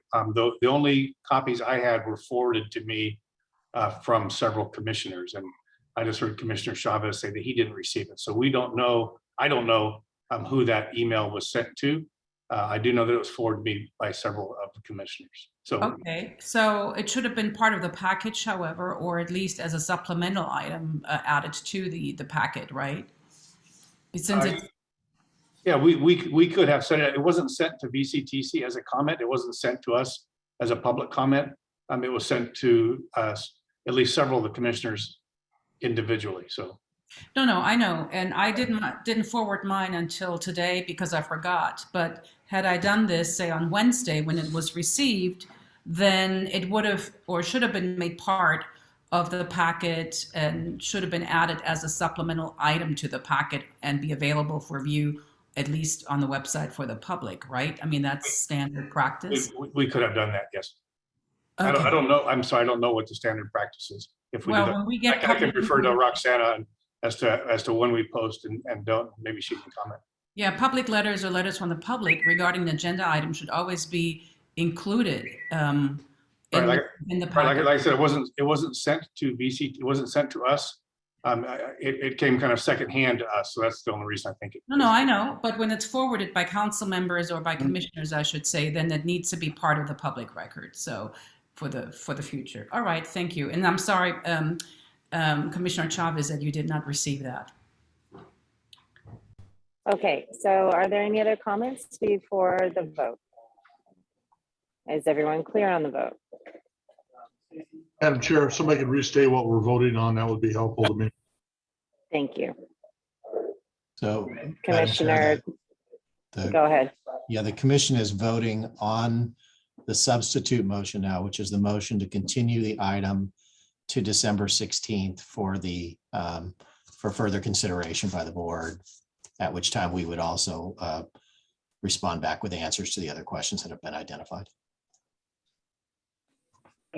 Thank you. And I see Chris Hart's hand up. I really appreciate you being here.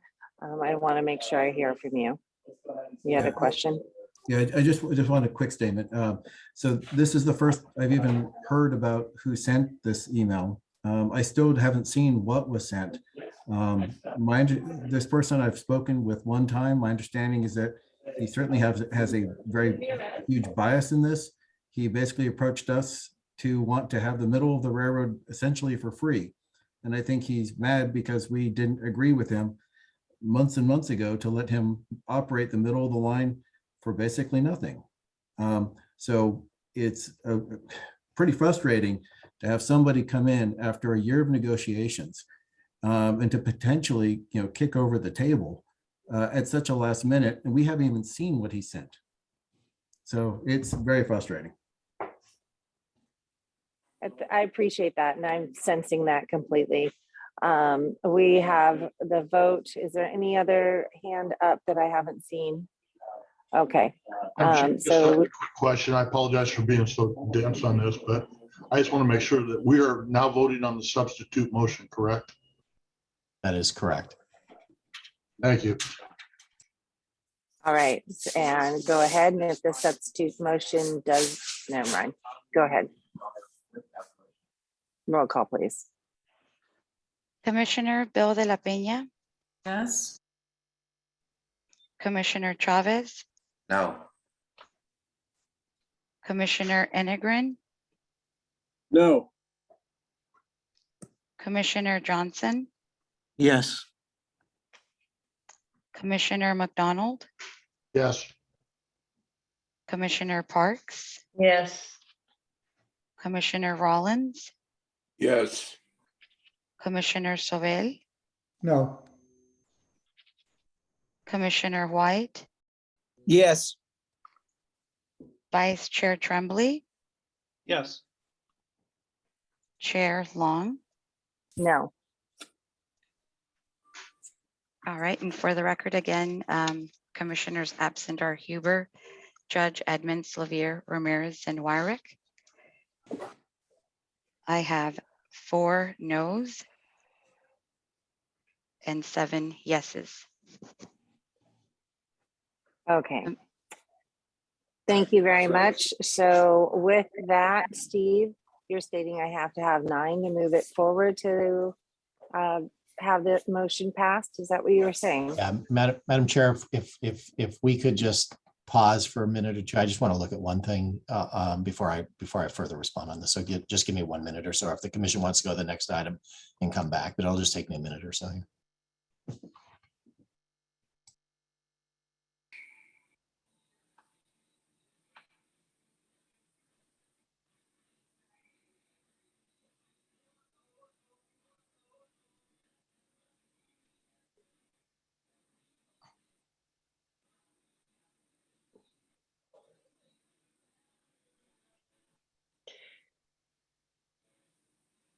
Chair Long, do you want to call a recess till 12:15 or something?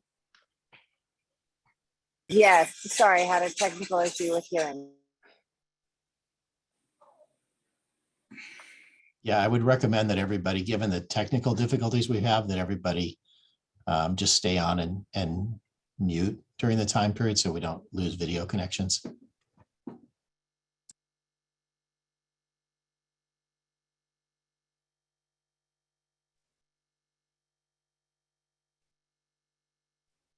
Madam Chair, are we in Madam recess Chair? till 12:15? I'm sorry, hold on.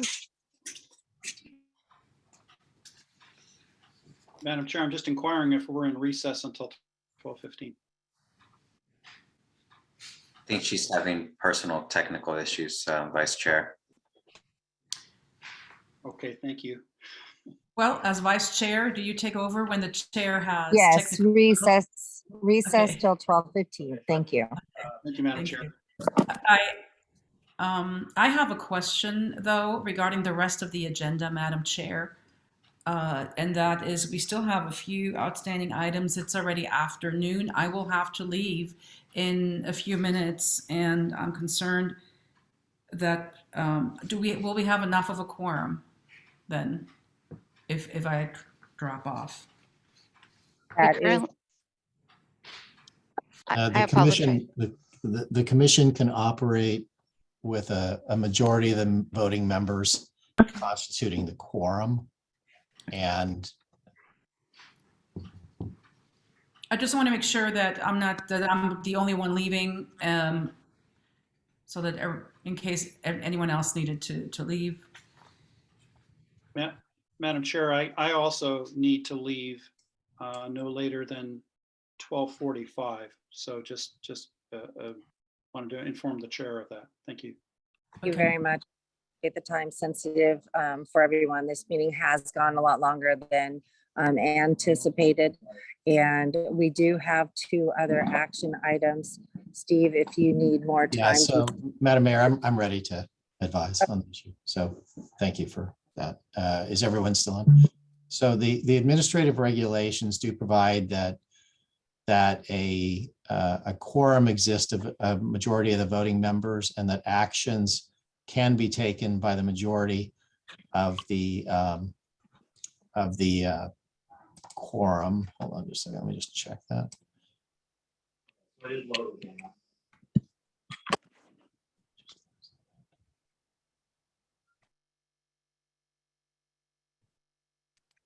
So then you're stating that it would. So, yeah. So, yeah, so what I'm stating is that the motion that was just introduced and acted upon is validly adopted. So the substitute motion passes even though there's only 7. It's the specific language under your bylaws say that under the concept of a quorum and official acts of VCTC, it says unless specifically provided otherwise, which is not the case here, a majority of voting members shall constitute a quorum for the transaction of business and all official acts of the VCTC. So you have a majority of the voting members here, and the majority of those members present voted for the procedural motion to continue the item. So that motion passes. Okay, so Chris, if you will join us, we'll be having this on the December 16th contract. So we'll be talking about 2 weeks. Correct. Okay. Thank you very much for everyone. And if we can get any information to our commissioner sooner than later, so that we can have ample time to review and ask our questions before the meeting. Thank you. Okay, moving on to the item 11. I will be promoting Peter DeHaan. If you can just give me 1 second here, and he should be coming on shortly. Madam Chair, point of inquiry. Yes, please. I know we still have 11 and 12, and then we also have a closed session. I don't know, can either one of these get moved to our 16th meeting, or do we have to take both of them today? That is great. I can speak to the closed session. The closed session is not necessary today. We put that on as a holding place, so it's not. And then we do have the update from the Harbor District with Kristen Deckus. We can inquire whether she would be available. She has hung in for a few hours here with us, and I think her presentation is 15 minutes or less. The other item is in regards to PEPRA and the federal decision you've all read about. We thought it was appropriate to give you an update, but that could be moved. Okay, why don't we, that's a great idea. Commissioner Chavez, thank you very much. We'll do the update on 11 at the next one, and out of respect for Kristen keeping on, if we can do hers real quick. You're stating that the closed session doesn't have to happen. Is that what I heard? That's correct. So then we can do that. And if possible, the agency reports can report next time. Would be great and would speed it up for everybody. Appreciate everyone's time. If that's okay with the will of the board, well, that's what we'll be moving forward with. And the last item will be the Oxnard Harbor District. Okay, I'm seeing that looks good to me. Okay, well, let's bring in Kristen then. Thank you. Yeah, I'm kind of on. Okay. Hello, everyone. I'm just trying to figure out how to turn on my camera here. Here we go. Okay. And all right, good afternoon. I know you've been on a ride here, so I will whiz through this and we have agreed as a commission and a board of harbor commissioners that we would do a quarterly update. So there's a lot of buzz going on, as you can imagine, around the supply chain. So it's actually quite timely. I thought to give a quick presentation on some of the things happening here at the port, and I have a quick PowerPoint here to share with you.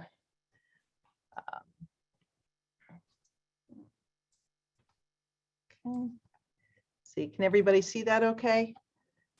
Yes, great. Okay, super. So on behalf of my Board of Harbor Commissioners and myself, it's a pleasure to be here today. I think most of you are aware that the Port of Hueneme is run by a Board of Harbor Commissioners. We do run on money that comes through the port through our customers. We don't collect taxes from the general public. The only way we get tax revenues is through the grants and things that we apply for. So we have to run like a very prudent business, but when the money becomes into the halls of the port, we're very much like you. We're a public agency created in 1937, and our goal is to create economic and social good for our communities. And here is our current administration here at the port. And I would say that at the onset of doing these quarterly updates, we also agreed on once a year to have a joint meeting. And I think that might be long overdue. So I'll work with the new CEO when they come in next month to see how we maybe could put together a joint meeting of the Port of Harbor Commissioners, our Board of Harbor Commissioners, and the VCTC Commission. So with that, I'll jump up into it. Things are wild right now in the supply chain, and volumes are quite high. We have now become the #1 import banana port on the West Coast, second in the nation. We're the 4th largest container port in the state of California, 6th on the West Coast, handling more cargo now than the Port of Boston. We are the 6th largest auto port in the nation, and we're the top 10% of all US ports. And I'm pleased to report that we are doing this without becoming congestion and becoming part of the supply chain crisis. Just a quick reminder of the types of commodities that come through the port.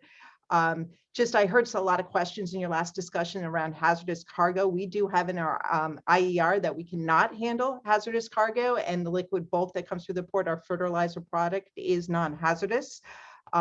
Primary commodities that come through the port, both on the import and export side, are agricultural products, both supporting exports from our county's ag businesses, as well as imports from the tropics, bananas, pineapples, and those sorts of things. Automotive cargo is another pillar industry for us. And then we've been handling insurmountable amounts of high and heavy cargo, just with all the supply chain disruption that we're seeing in the larger San Pedro ports. Quick snapshot on how we're doing in terms of volume. This can just show that since 2012, we're up 33%. And another good news story is that we've been able to do that without becoming part of this whole congestion situation that you're seeing throughout the supply chain. And when we do well, you all do well. So since that growth has occurred, our jobs are up 44% in terms of trade-related jobs. Tax revenues going into our communities are up 123% for public services. And our total economic activities increased 113%. And we are currently underway with a new economic development update that we hope to release within the next couple of months that will show the last report we did in 2018. And we thought it appropriate to get some updates on the economic development impacts of the port. We will share that with all of you when it's released. I highlight Camarillo here because the last time I think I used this slide was when I was in front of the Camarillo City Council, but you can see here that this is the direct jobs affiliated with the port. We run about 2,500 plus direct jobs affiliated with trade from the last study we did in 2018. And you can see we really are a major backbone of the Ventura County economy, being the 4th largest employer in our county.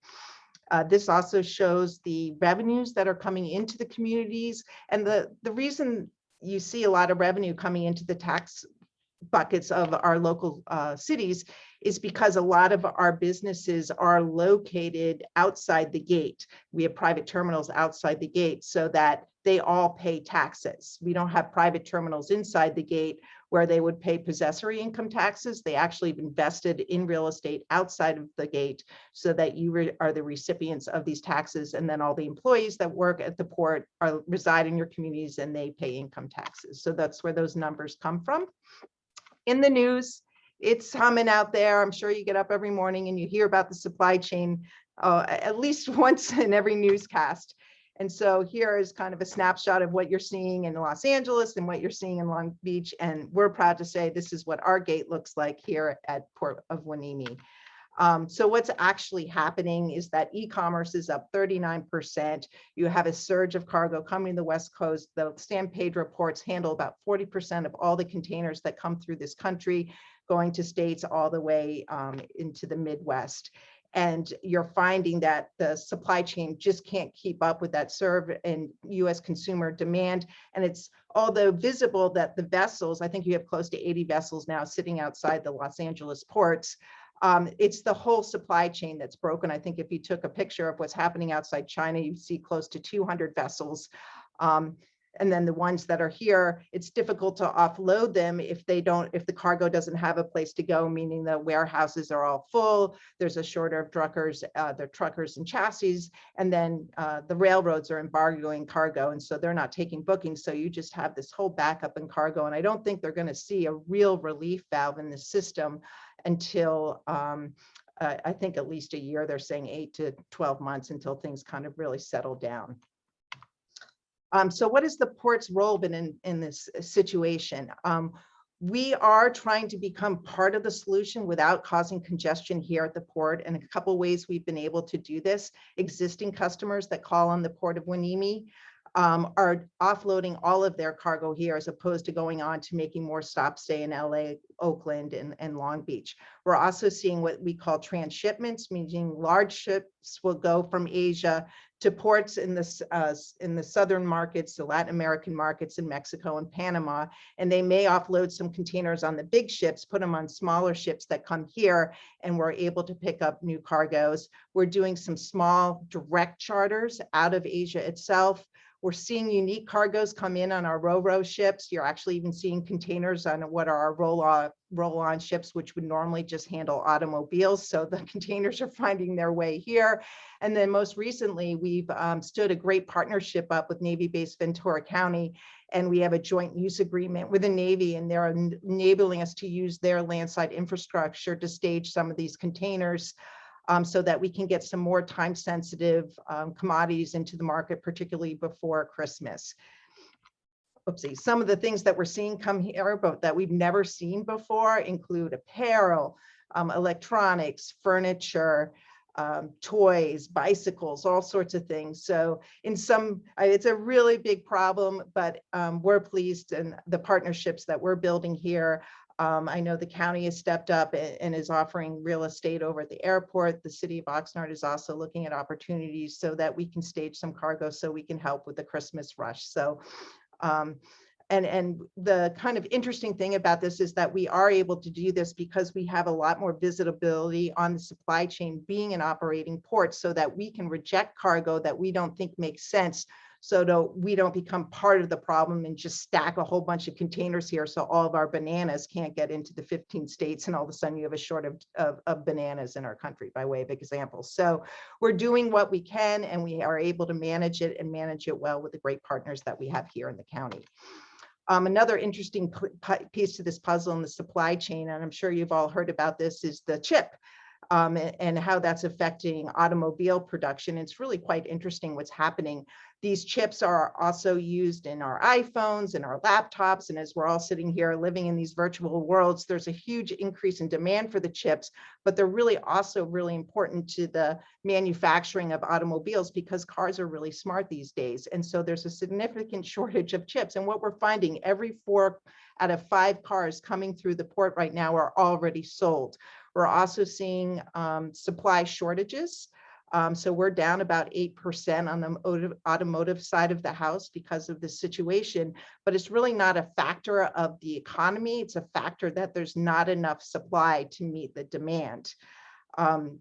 So it's sort of interesting. In the United States, you would typically have 4 million units available for sale in US markets, and that's about a 4-month supply. And today we're seeing about 1 million units available for sale, and that's about a 26-day supply. So you may see this if you're looking for a vehicle. The average cost of an automobile in our country today is $43,000. That's pretty unthinkable considering maybe a year and a half ago or so it was close to 33. So sort of another impact of all of this. And this is one area where the port is seeing a little bit of a decline in business and a little bit of a financial hit. If you look here, you can see that automotive business makes up about 50% of our revenue. We're seeing a little slide there. Put on your crystal ball. It's really hard to say when this part of the industry will recover. I know that there's been some conversations domestically to start producing these supply chains and these units, these chips in the United States to try and not be so dependent on foreign nations for the chip. So real quick, what's up, Doc? What's happening at the port? So one, thank you for the participation VCTC in the truck study that we just did, or the freight study. I believe this has gone before the commission for vote, but one of the things that I just wanted to point that comes out of this, yes, we're busy. We do move a lot of cargo, but we really only make up a 0.6% of all the truck traffic that comes through our county. The lion's share of trucking is actually, as I understand it, the movement of trucks along our interstates from other origin and destination points. So that's a good news. We're able to employ a lot of folks and still keep our impacts somewhat minimal. And that said, we're continuing to work very closely with our partners in the trucking industry to see how we can move towards electrification of drayage trucks and other things to make sure that our freight mobility is as clean as possible. I don't know if I even want to go here, but we do own the railroad, the Ventura County Railway, and we did put out to bid our right now, Genesee, Wyoming is our service provider, and we're in a month-to-month with them. We've had this railroad some time, and the contract sunset, so we have gone out to bid for this, and I've learned a lot today about how we will approach this. Our bids have come in, and we'll be going through reviews and approval processes. Today was certainly a good opportunity for me to see the great questions that you all ask around awarding a bid on railways and railroads. That railroad also does serve our Navy-based Ventura County. We're in the midst of updating our strategic plan. We had a plan that kind of sunset in 2020. COVID got in the way for us getting it done as early as we would like, but it's well underway now. We've had several community charrettes, and we've done them in 3 languages. We've done them in English, Spanish, and Mixteco. Our pillar areas of focus in our strategic plan based on years of visioning sessions include economic vitality, infrastructure, innovation, social equity and community, and environment.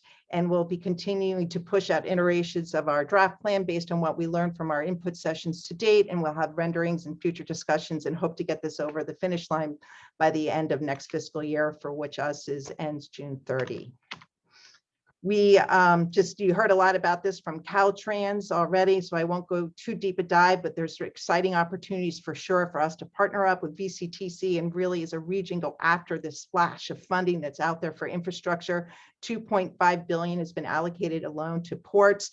I think there's a lot of opportunities for us to upgrade our rail crossings, Tiger, Build, Raise, all these grants are out there. There's also a lot around energy and environment. And I think tag teaming together with other stakeholders in our county, we can do a lot of great things to help build up our social equity, our share of getting this infrastructure grants and making game-changing moments for our community in jobs and economic development as well.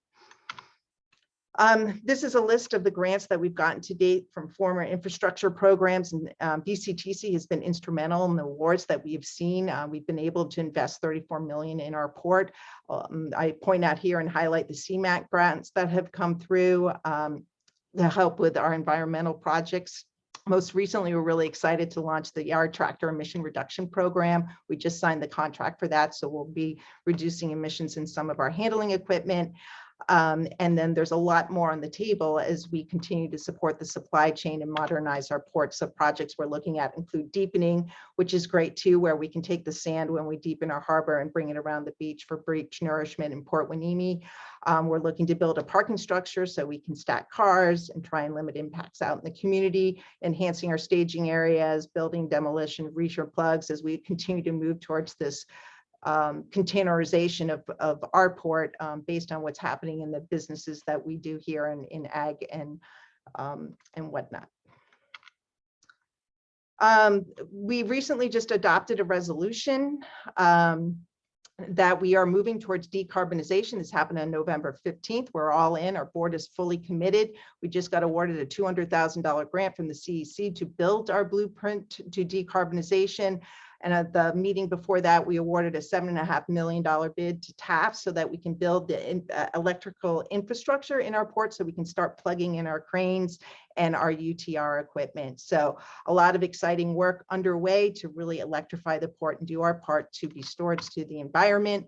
This is actually a nice shot of a vessel plugging in.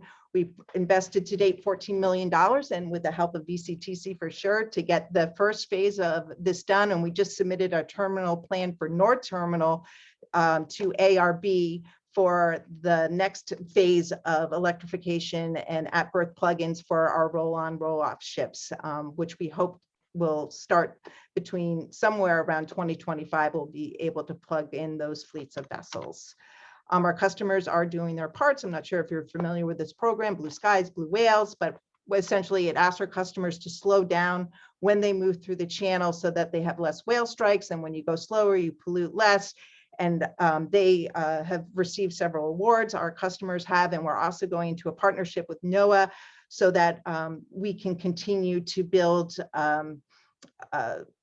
programs that will reduce emissions and whale strikes. And we're really excited to have this direct relationship with NOAA on that front. We also, I think most of you may or may not know this, but we have air quality monitors that we've put outside the gate at Haycox Elementary School. They're EPA grade monitors. We have the data of over a year now. I mean, in real short, I can tell you that the air is better here in the summer when the wind blows off the ocean, and it's dirtier when the wind blows off the 101, but we're happy to come out and share the data with all of your city councils that we've been collecting here. It's really interesting information. And we're going to also be posting in real time. We just hired a consultant so we can post in real time on our internet, so you can see the data as it comes in live. So we're trying to be really open and transparent about what's happening with our air in our area. Innovation technology continues to, FathomWorks is in our backyard. It's a partnership with the port, EDC, Matter Labs, who's the entrepreneurial spirit of the group, and NAVC, the Navy. We have about $8 million worth of technology back there. And through Ventura Tech Bridge with the United States Navy, we're trying to build the opportunity for entrepreneurs in Ventura County to develop tech that can be used by the Navy, as well as commercialized Navy tech for our county. And so it's been really successful. It's one of 11 in the country, but we also use this as an opportunity to incubate new tech that can cross over into different industries. And we invite students in from our community. And we haven't been able to do this for the last couple of years because of COVID, but pleased to report that we are looking to host Lego First here for high school students, and anticipating over 1,000 kids will be able to come here and compete in robotics in the spring. So fingers crossed that COVID won't get in the way of that. But it's a way to really evolve tech for maritime Navy, and then also create opportunities for our youth here in our county. On the social equity pillar, we are working hard to make sure that as we go after this infrastructure funding, that our community not only has a ticketed game, not just watches the game, but they're actually playing and empowered to be part of the game and get the jobs here, that have access to good sustaining jobs and access to healthcare. I think many of you may be familiar with our annual Banana Fest, where we have about 12,000 folks come out to the port and learn about an authentic working port, have some banana treats and whatnot. We haven't been able to do this, so we've been bringing the Banana Fest to the community and diverting those resources. And to date, we've had 56 community drives. Particularly, I'd like to point out Del Monte, who has brought over 1 million pounds of fresh produce and bananas into our communities at these drives, and we've reached over 38,000 families. We co-hosted an event on the 22nd before Thanksgiving, where the port contributed $10,000 worth of turkeys to our community as one of these drives. So we're doing what we can to try and create a positive impact, as we all continue to be a little bit challenged by the COVID and the impacts of the pandemic. And I went a little bit fast, so before I jump into this next slide, I did want to comment a little bit about what the port's been able to do on the agricultural front. Our exports are up 219%. And a report just came out from the PMSA that the Port of Hueneme now is the 6th largest exporter in the country for ag products. So because of all the congestion you're seeing in the supply chain, a lot of the exports are getting left behind. All of these importers are just running back to Asia to grab containers because they're making so much money on the import containers. It used to be $2,500 a box. Now they're making closer to $18,000, $16 per container, and they just don't wait around for the exporter. So we've been able to take in some of this business here and support our local ag growers who usually would export out of LA and Long Beach and get their commodities into market. So it's pretty exciting. I think we're going to be able to say we're the 6th largest ag exporter in the nation. So that's pretty cool stuff. And with that, I just have a quick slide with a little jingle that we've created about the port that I'd like to share with you.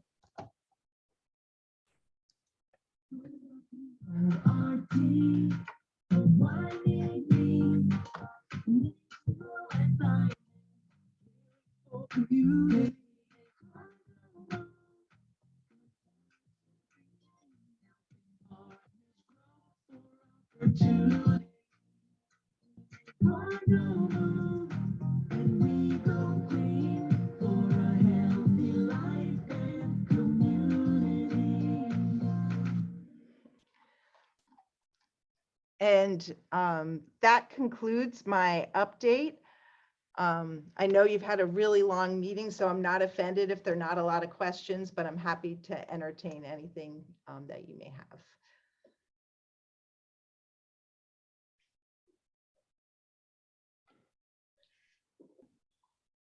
I think Co-Chair Tremblay is on. Yes, I'm sorry. I was deferring to Madam Chair. Go ahead, Mr. Sabel. Thank you. Excellent. Sorry about that. Sorry, Kristen. No problem. Excellent presentation, Kristen. Really enjoyed it. And just one question. I feel, and I might have this wrong, that you have kind of a pilot hydrogen fueling station. Do I have that wrong? Well, it's a very good question. There are a couple of things going on in the world of hydrogen. One, we're actually looking is if there's a way to have a hydrogen fuel cell that we could actually use to plug the ships in as opposed to having to use the grid. So that's something we're exploring.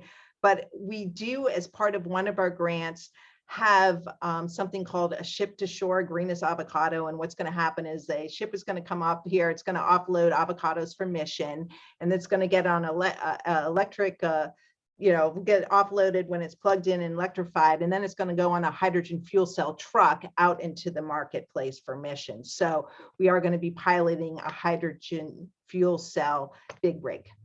Great, thank you. Mm-hmm.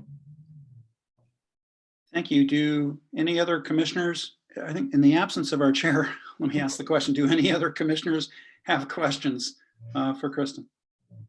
Mr. Chair, not a question, just a few comments, if I may. Certainly, Commissioner, go ahead. Kristen, I just want to say thank you for that update, and I was able to join you and your commissioners at your last meeting. And clearly a lot of great things are occurring at the port, and the communities are definitely able to benefit from that. So I appreciate all the work that you, your commissioners, and your staff are doing to keep our communities a priority and being a good neighbor. And I look forward to your discussion with your railroad talks. And hopefully we'll see some improvements and benefits for the surrounding communities. Again, thank you for the update. Thank you, Vice Chair. Thank you, Commissioner. Are there any other comments? Commissioner Sabel, you still have your hand raised. Do you have more comments for us or questions? I do not. Apologies. Oh, no worries at all. All right. Are there any other commissioners with any questions or comments? I just have a comment for you, Kristen. I'm lucky that this has been the third time actually I've seen this presentation in about the last, I'd say 6 weeks. You should know that your staff did it. I saw it at the Noontime Rotary Club of Camarillo about a month ago, and your staff did an exceptional job making the same presentation. I also wanted to thank you for your excellent presentation today. It's obvious the port is in great hands with you and staff and your board. So I really want to thank you very much for your presentation. Okay, thank you for the opportunity to be here today. And I leave the invitation open to have the joint meeting when your new CEO comes in. We'll see if we can figure that out. Right, and please come back and hopefully we'll do this at a more certain time so you don't have to wait. Okay. Although you probably did Did appreciate lot.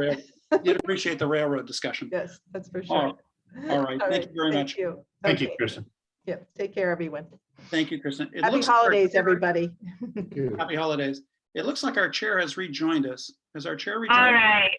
Yes, thank you so much. I just have internet issues going on. So that's our last item for today, correct? So we will see each other on the 16th. Very good. Very We'll- much.